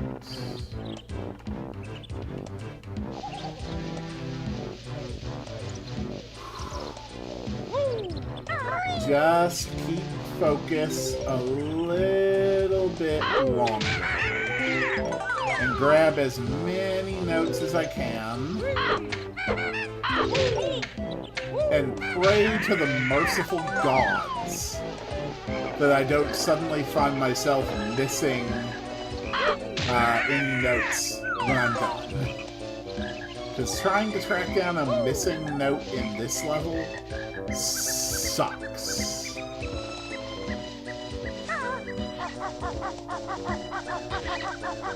There we go.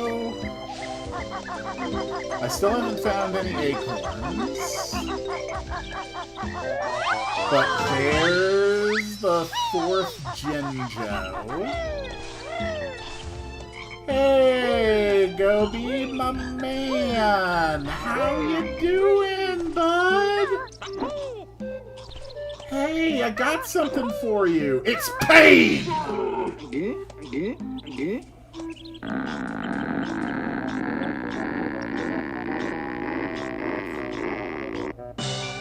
Nice. Right, that's it! I'm off to the lava world! You'll never find me there! The joke being that there is no lava world in Banjo-Kazooie.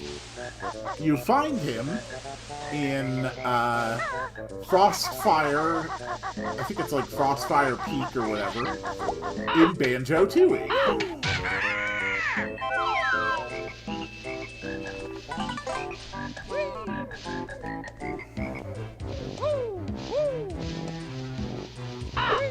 Ow! My God, you're a jerk.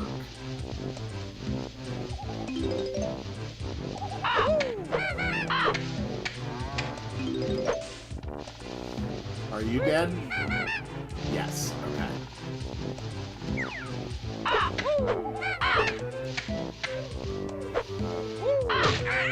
Gotcha.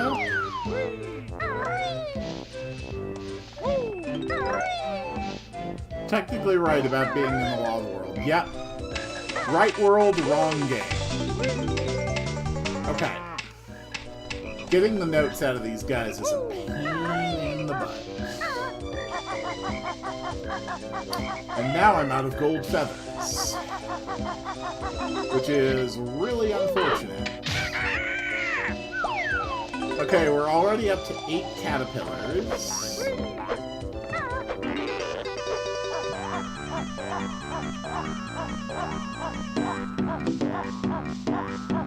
Mumbo, you hiding anything in here today? Mumbo, busy, sweet, mini leaves. No magic today.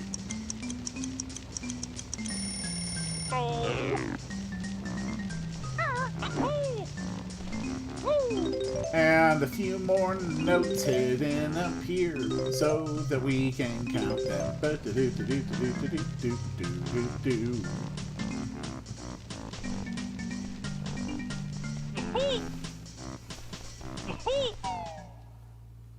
We got this. Alright.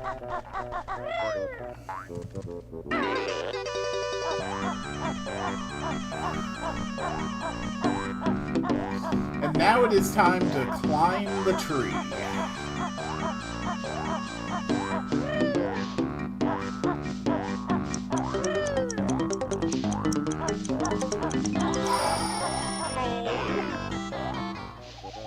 Luckily, in winter, we will have access to flight paths.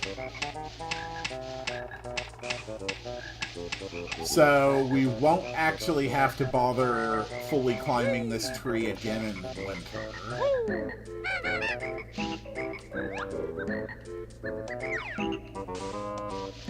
The big problem now is getting all the notes that are the notes that are protected by those snappy plants.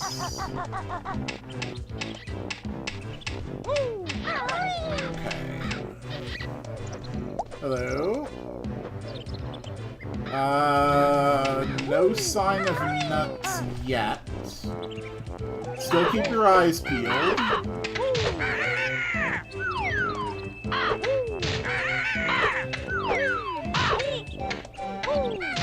Gotcha. Hello, sir. Gotcha.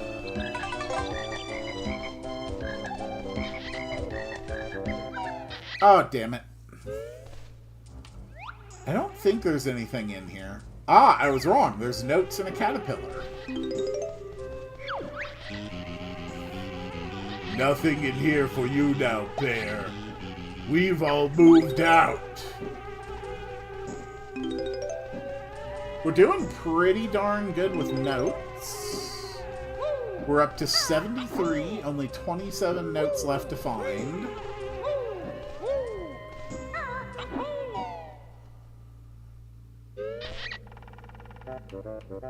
And then a 12th caterpillar here.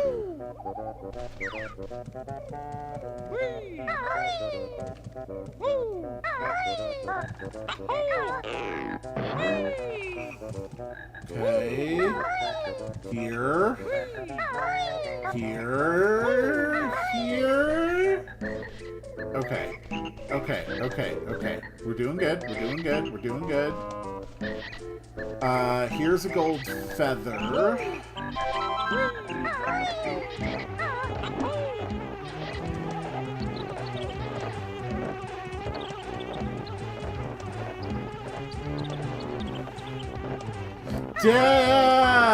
Damn it.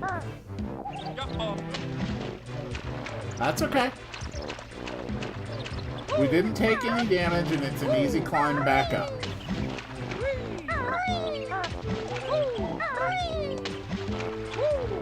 I just need to focus a little bit more. And it's all going to be fine. Everything's okay. Everything's under control. There's no reason to panic. There's no reason to panic!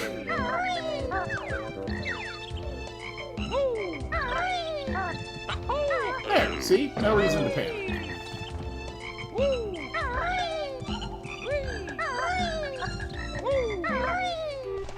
Jumps like that always make me nervous in a platformer.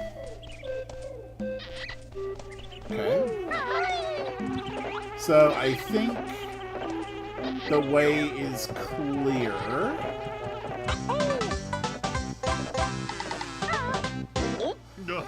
Okay. We're up to 6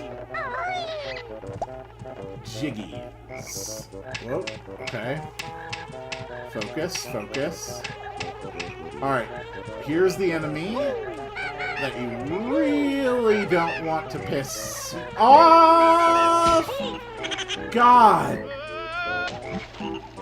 Oh. Okay. Back we go again. It's alright. Progress is being made. Just adjust my list here. Do. That's that one.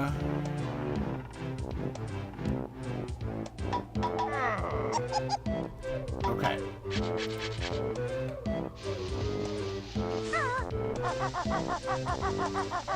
Yeah, see, noob, that was actually that was actually a speedrun strat. It's something only the most skilled of the streamers attempt, but the basic idea is that if you let the dragonfly hit you and you perform a frame-perfect input, you fall into the water exactly like I did and have to climb back. Yeah, it's a very obscure trick. Alright, you ass.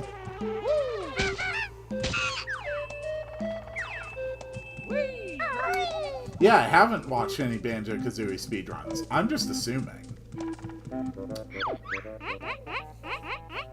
Hi there, Bear Buddy. Need 6 more acorns before winter comes. Have you seen any?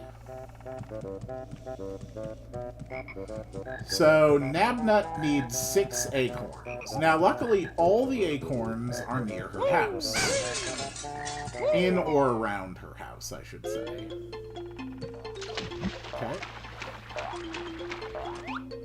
So, 1 acorn is just down there. There's nothing else in here. That's fine.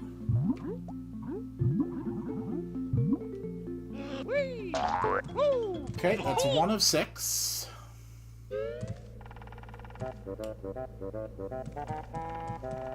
Just be very, very, very careful not to fall. Okay, that's a Talon Trot. Yeah, so that is in fact an acorn floating in midair. Now, if you do it correctly, you fall onto that platform.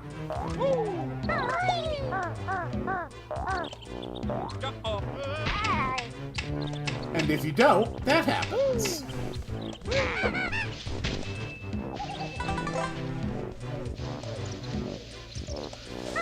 That is correct. Squirrels sometimes forget or fail to recover their caches.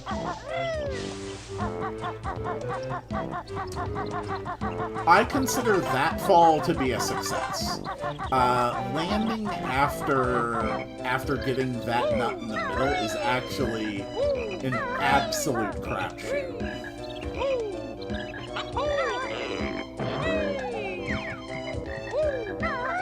Besides, I took out the dragonfly, so it's just going to be an easier climb now.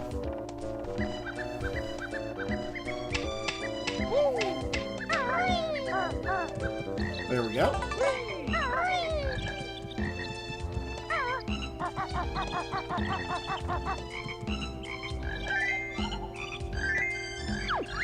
Okay, that's 3 so far.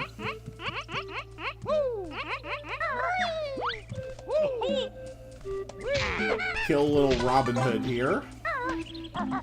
Okay.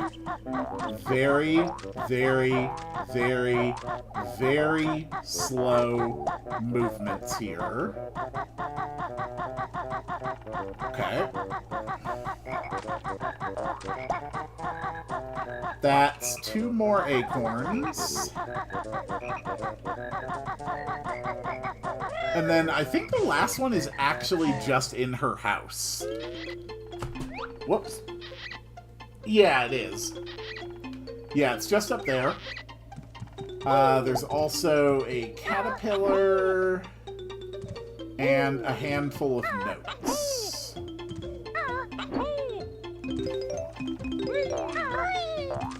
Okay. Nice. Alright, that is all 6 acorns. Whew.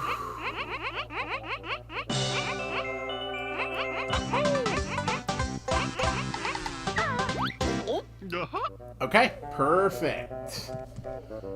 Only 3 jiggies left. 1 comes from the eagle. Don't you oh!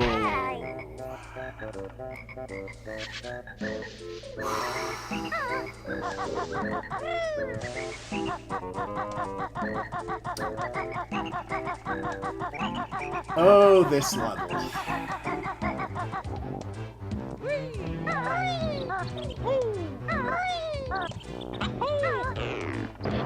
The first time I ever played Banjo-Kazooie as a kid and played this level, I mean, it just felt like an insurmountable challenge. While it doesn't feel like an insurmountable challenge these days, it is still definitely a challenge. And if I fall from these heights and do not recover, I will die. Okay, I will no longer die. I have it under control. But most importantly, Winter Switch. We had done all of that without unlocking Winter. Okay. Everything is fine. Very, very, very carefully walk around the edge, gathering notes. Okay. And now we feed this guy 10 worms. Oh, boy.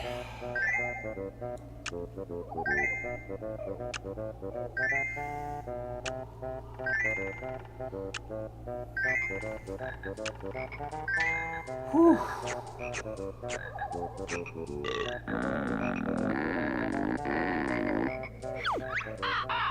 Thank you, Bear! Irie soon be Big Bird! Must have sleep first. Alright, baby needs to sleep. Okay. So, we are going to have to get that Jiggy on top of the flower this season. Which is going to be difficult. But not impossible. Okay.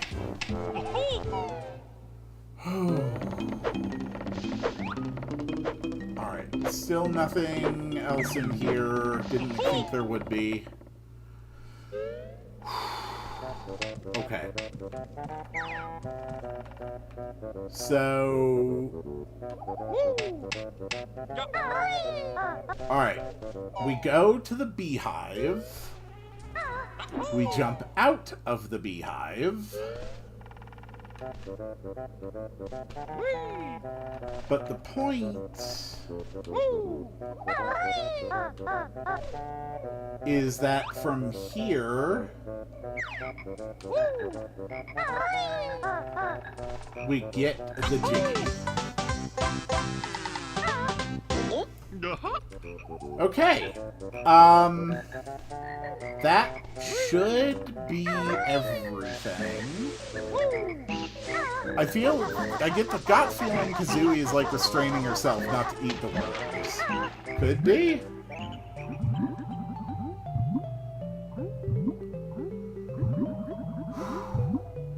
Alright. I am at 84 notes. You know what? Before I go, I am going to Google how many notes in Click Clock Woodwinter. Banjo-Kazooie, how many notes in Click Clock Woodwinter? With the exception of Autumn, each season has 16. Okay. So, 16 notes are left, and there are going to be 16 in winter.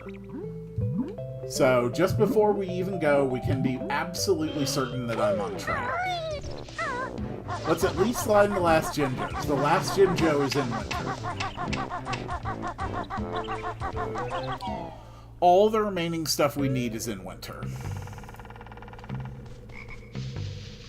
And winter is very easy to get around.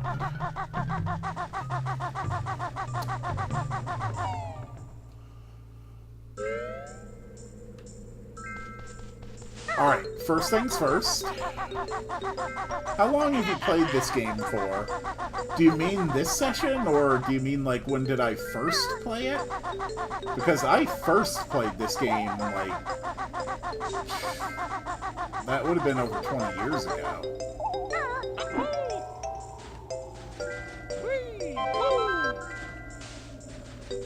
Total time. Let's take a look. So far it's been 55 minutes in Click Clock Wood, an hour 4 in Rusty Bucket Bay, 42 minutes in Mad Monster Mansion, 35 in Gobi's Valley, 32 in Freeze Easy Peak, Bubble Gloop Swamp, 47, 27 in Clanker's Cavern, 36 in Treasure Trove Cove, 21 in Mumbo's Mountain, and then an hour 24 in Gruntilda's Lair.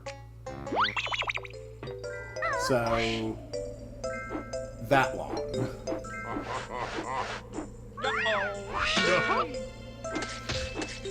Alright. One of the first things I want to do, I want to take out these guys. I do not want to be dealing with them. Crap.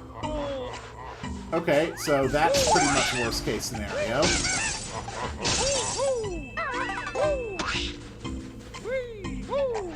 Alright, that's fine, that's fine, that's fine, that's fine. Please get the honey. Thank you.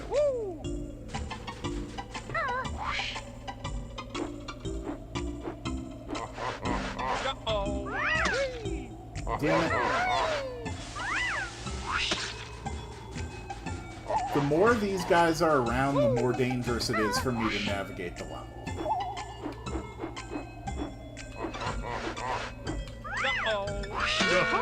Okay, we got that one.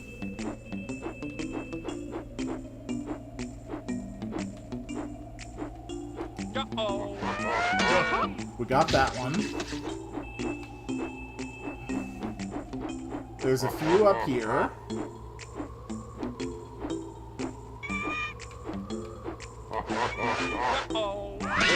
Okay, we got that one.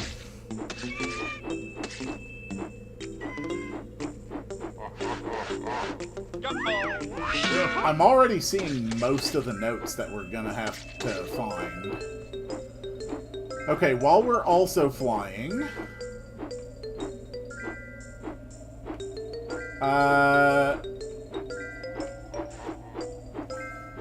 so there's a really difficult thing to do. which is to get inside of there.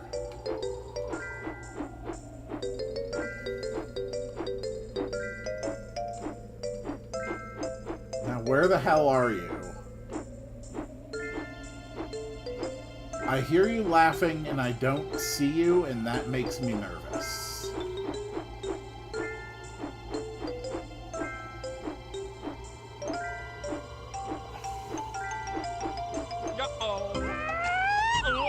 Is that it?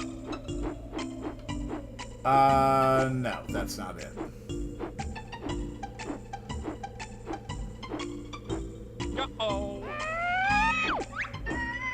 Mighty, mighty eagle at last! Watch me as I fly into the sky! Also, Quill, I know Deadeyes have, like, shit ton of attack and crit most of the time, but I wanted to imitate a campy sniper playstyle for him. Yeah, I understand the effect. I think you achieved that very well.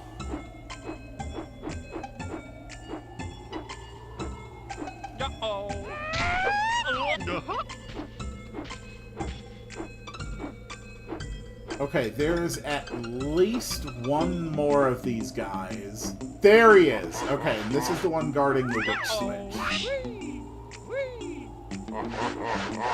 Okay. Let's get this jerk. Got him. Okay. Next step, witch switch.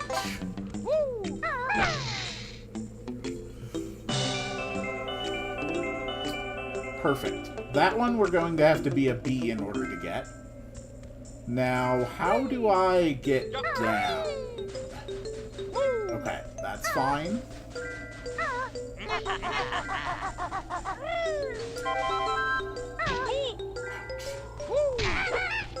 So, next thing we want to do, we want to make sure we get full up on honeycombs. And now we are going to start climbing the tree.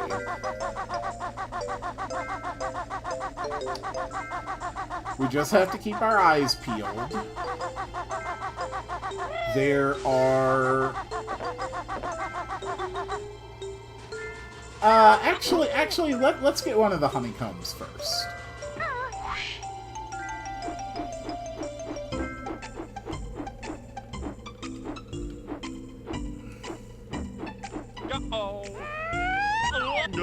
There we go.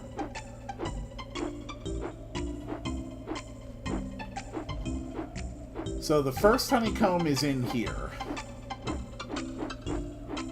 There we go.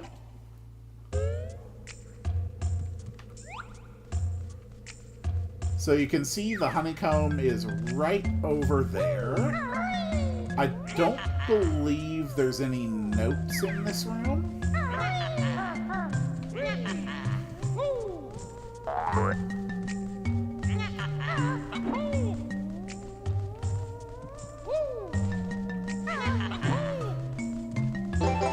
There we go.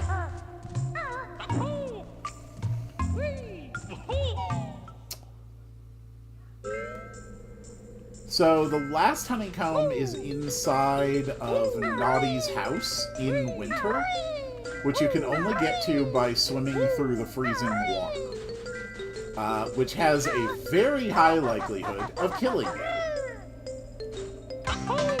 So we're going to save that for last.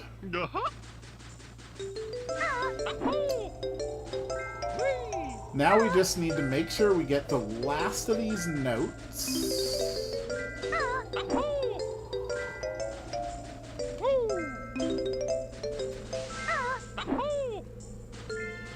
Be very, very careful. The ice physics are brutal.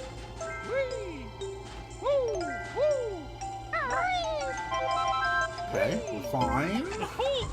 I don't think there's anything else in here. Just the tentacles getting bigger. Room is otherwise the same between the different seasons.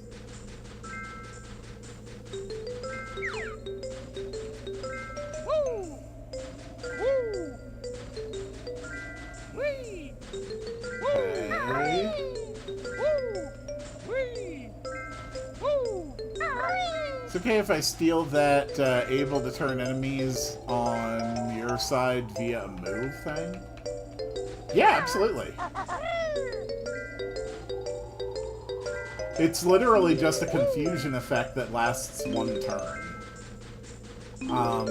I first came up with it many, many years ago, when I was, like, in my early teens playing around with RPG Maker.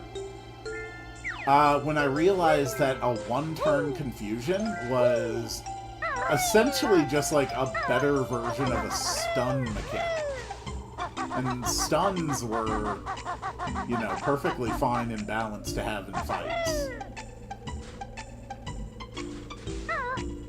Okay.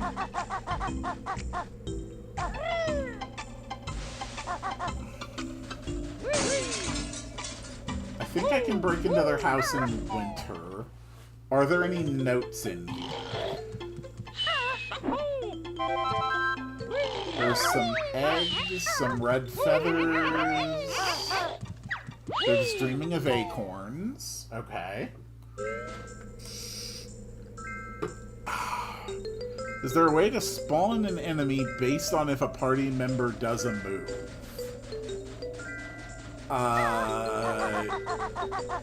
Without using plugins, you would have to have the move turn on, like, a switch or something, and then have an event in the... yeah, and then you would have to have an event in the troop that would detect if that switch was active, and then cause something to happen. There's a couple other ways you could do it, but I think that's about the least intrusive option there is. Yeah, Noob, we basically just build games in RPG Maker. That's pretty much how we do it.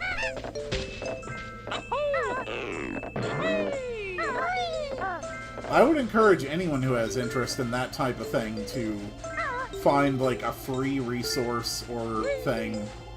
Because I'll admit, RPG Maker does have a bit of a price tag.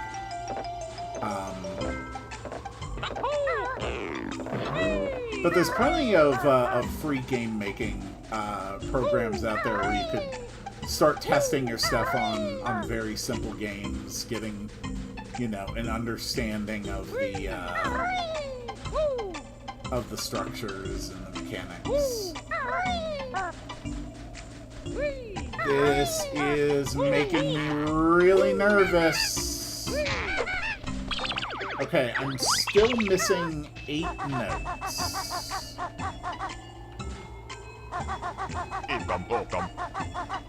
Stuck playing your one. I'm playing your one, Quill, but I'm stuck. Can you be specific about where you're stuck?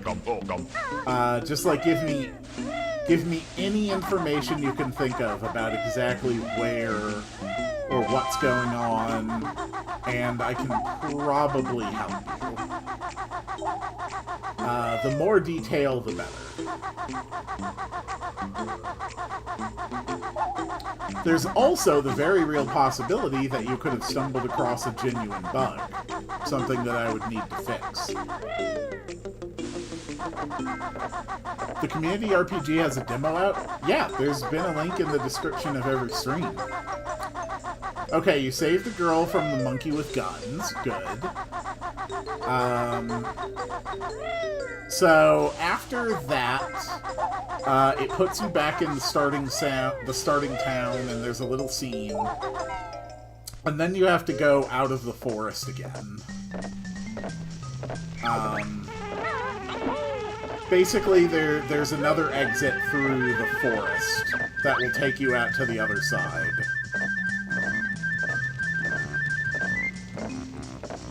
Huh.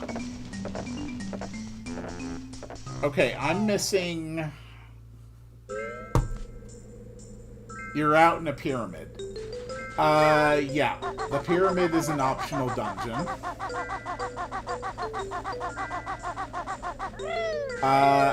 Have you gotten Malter Might to join your party yet?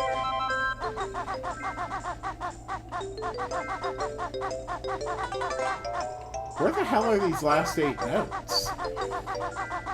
I thought I'd spotted more notes than that when I was flying around.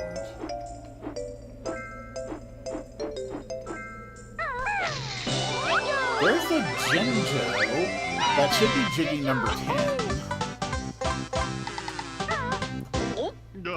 Yeah, and we got the Witch Switch.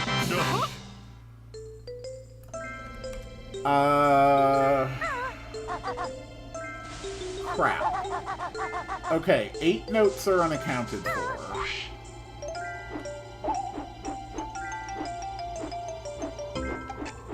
You should add hints for people like me. That's actually a really, really good idea.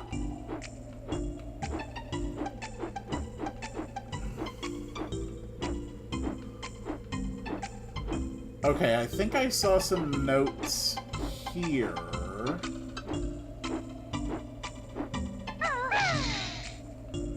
But I don't think it's 8. I think there's just 4 notes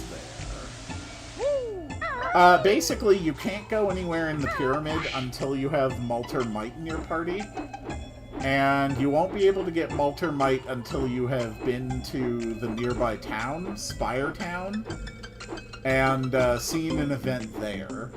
And then you can go to the mines, and after you go into the mines after Spire Town,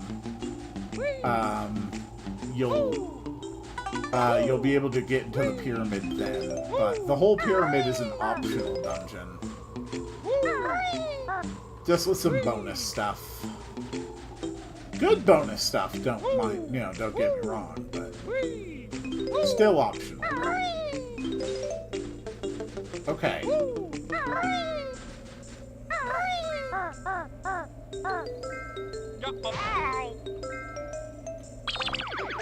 Okay, so I'm missing 4 notes.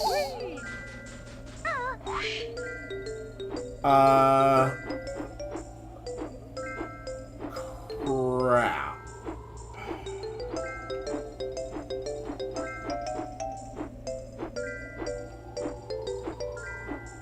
Those monsters are annoying, they appear with the tunes. Didn't you have the idea of adding like a challenge thingy for the community and whoever gets to win gets to design a town? Yes. I am still going to be doing that. I just delayed it a bit.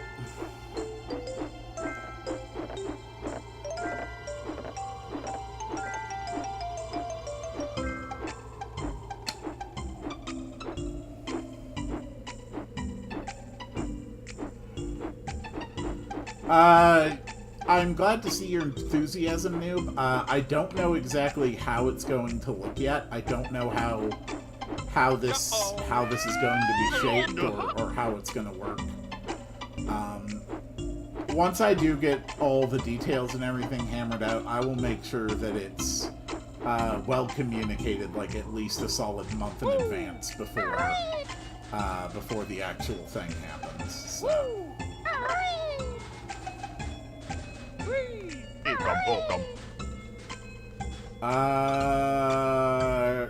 Crap. Okay.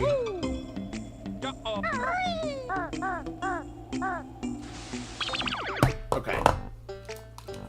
This one I'm just gonna look up. I do not want to risk doing this again. Banjo-Kazooie Click Clock Wood Winter Notes. Okay. I see a map.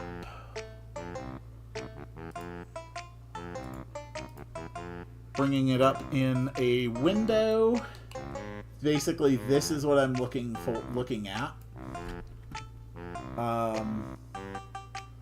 So it's gonna be somewhere one of these packs of 4.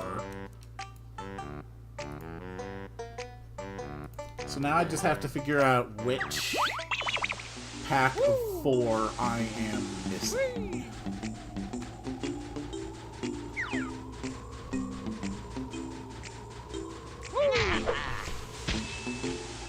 Shouldn't be too hard to figure out, all things considered. Okay, this is the entrance.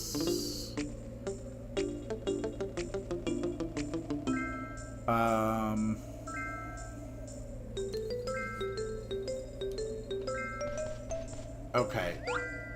So from the entrance, pond on the right.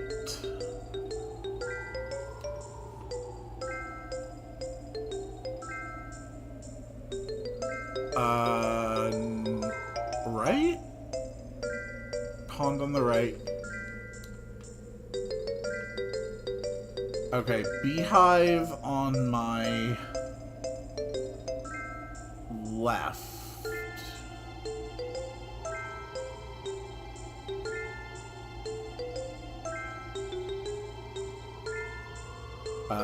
Okay. So, beehive on my left means that the orientation is that. Okay. Yeah.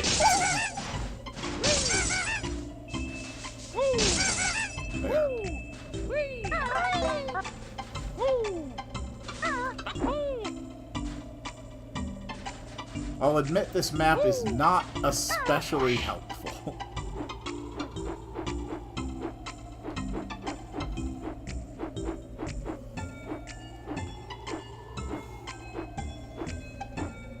Okay, the beehive is over here.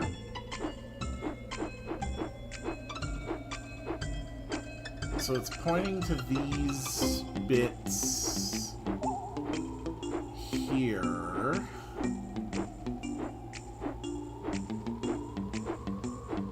Oh, okay. 4 notes inside the treehouse. I think that's where I missed it.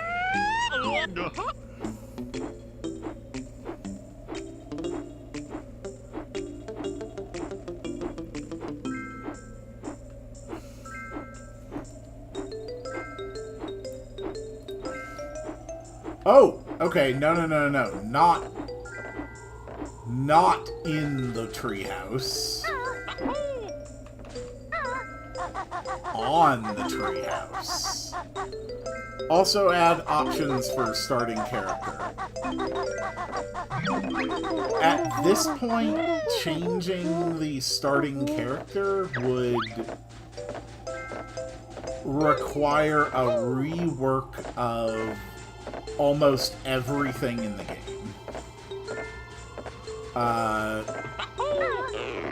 Ryu is not a self-insert character, he is a fixed point of view character, and much of the game's major action revolves around him, along with its, like, central mechanics, so I don't really think that's especially viable. Adding another option. Like what do you mean another option? Like, how are you envisioning it? Describe to me the system that you want to see. Alright, now we're doing it. We're making the push. We're making the push. Go. We need to get inside Naughty's hut. Go.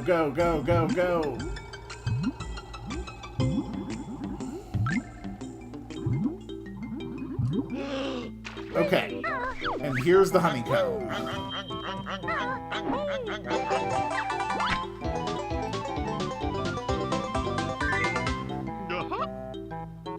There we go.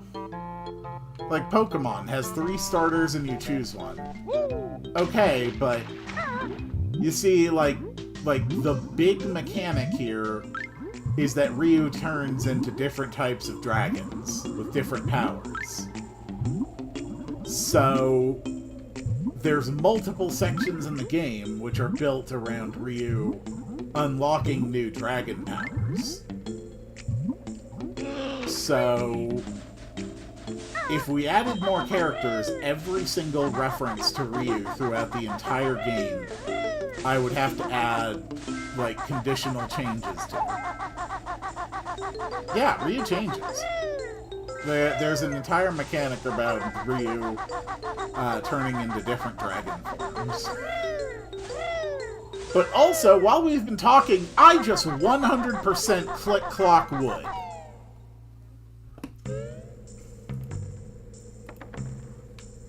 Yeah, so far in-game he can turn into a red dragon with fire, a green dragon, which is physical, a blue dragon, which is ice, and most recently, a purple dragon, which is dark. And then there's definitely going to be a yellow dragon added at some point. For, like, lightning.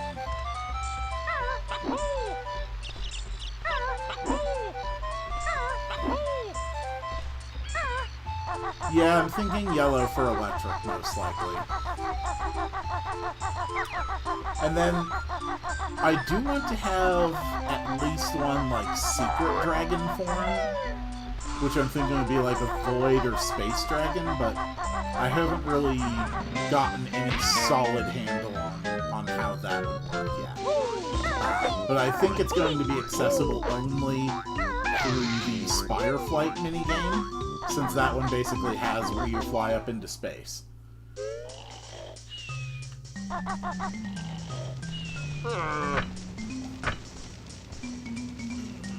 Why not complete 4 elements? Okay. So, when it comes to magical systems in games, there are 2 primary ways you see elemental systems done. The first way is basically your Final Fantasy way, or your Elder Scrolls, where damaging spells are basically listed as some variation of fire, ice, and lightning. The second way is your more alchemical elemental way, and this is where you have like your earth, air, fire, water. So, the reason, though, if you actually stop and think about it, let's say that someone is using, like, an earth elemental spell to attack someone. When you really dig down to it, when you really think about the mechanics, about the physics of this kind of attack, how is earth or stone actually causing damage as an attack? Because the most simple way to interpret it is that it is just dealing blunt force damage. Not in any way physically different than, say, being hit with a metal bat. And then it's much the same way with wind. Like, in general, if you're being attacked by wind, it's either because the force of the wind is hitting you, or because the wind itself is forming some kind of a sharp edge that is cutting. The reason that a lot of elemental systems have defaulted to fire, ice, and lightning is because hot, cold, and shock are, in fact, very specific and different and unique forms of physical trauma that you really can't replicate through the acts of merely piercing someone's body, slashing someone's body, or bludgeoning someone's body. This is why in my elemental systems I also often include, like, decay as an element, sort of representing, like, a process of the breakdown of physical substance, which is also distinct from the others. I just have a preference for that, although in some projects I have used the earth, air, fire, water systems as well. It's all just really about like, perspective and what people's preferences are. Also, think my type system having smoke and speed makes sense. I think any system can work. I truly do. I mean, between all my different projects, between the things I write, between the games I make, I've probably got a solid half dozen different magical systems that I'm working on simultaneously, and each one works in different ways and has different mechanics behind it. It's really about what works for the story you're trying to tell, for the world that you're trying to represent. And that will always take precedence over anyone else coming in and saying, well, this shouldn't be here, you know? Like in Pokemon, we have a fairy type. Can anyone sit there and tell me what the flying hell does it feel like when disarming voice hits you? How is this producing a physical trauma separate from being hit by, say, boom burst? What does fairy type mean in terms of physical trauma, of energy? Even elemental systems like Pokemon that we're all very familiar with are ultimately... Honestly, all these things start to break down if you dig into them too much. But the important thing is that today, in under 3 hours, I have now gotten 100% of all the jiggies, all the notes, and all the honeycomb pieces in the entirety of Banjo-Kazooie. I have succeeded.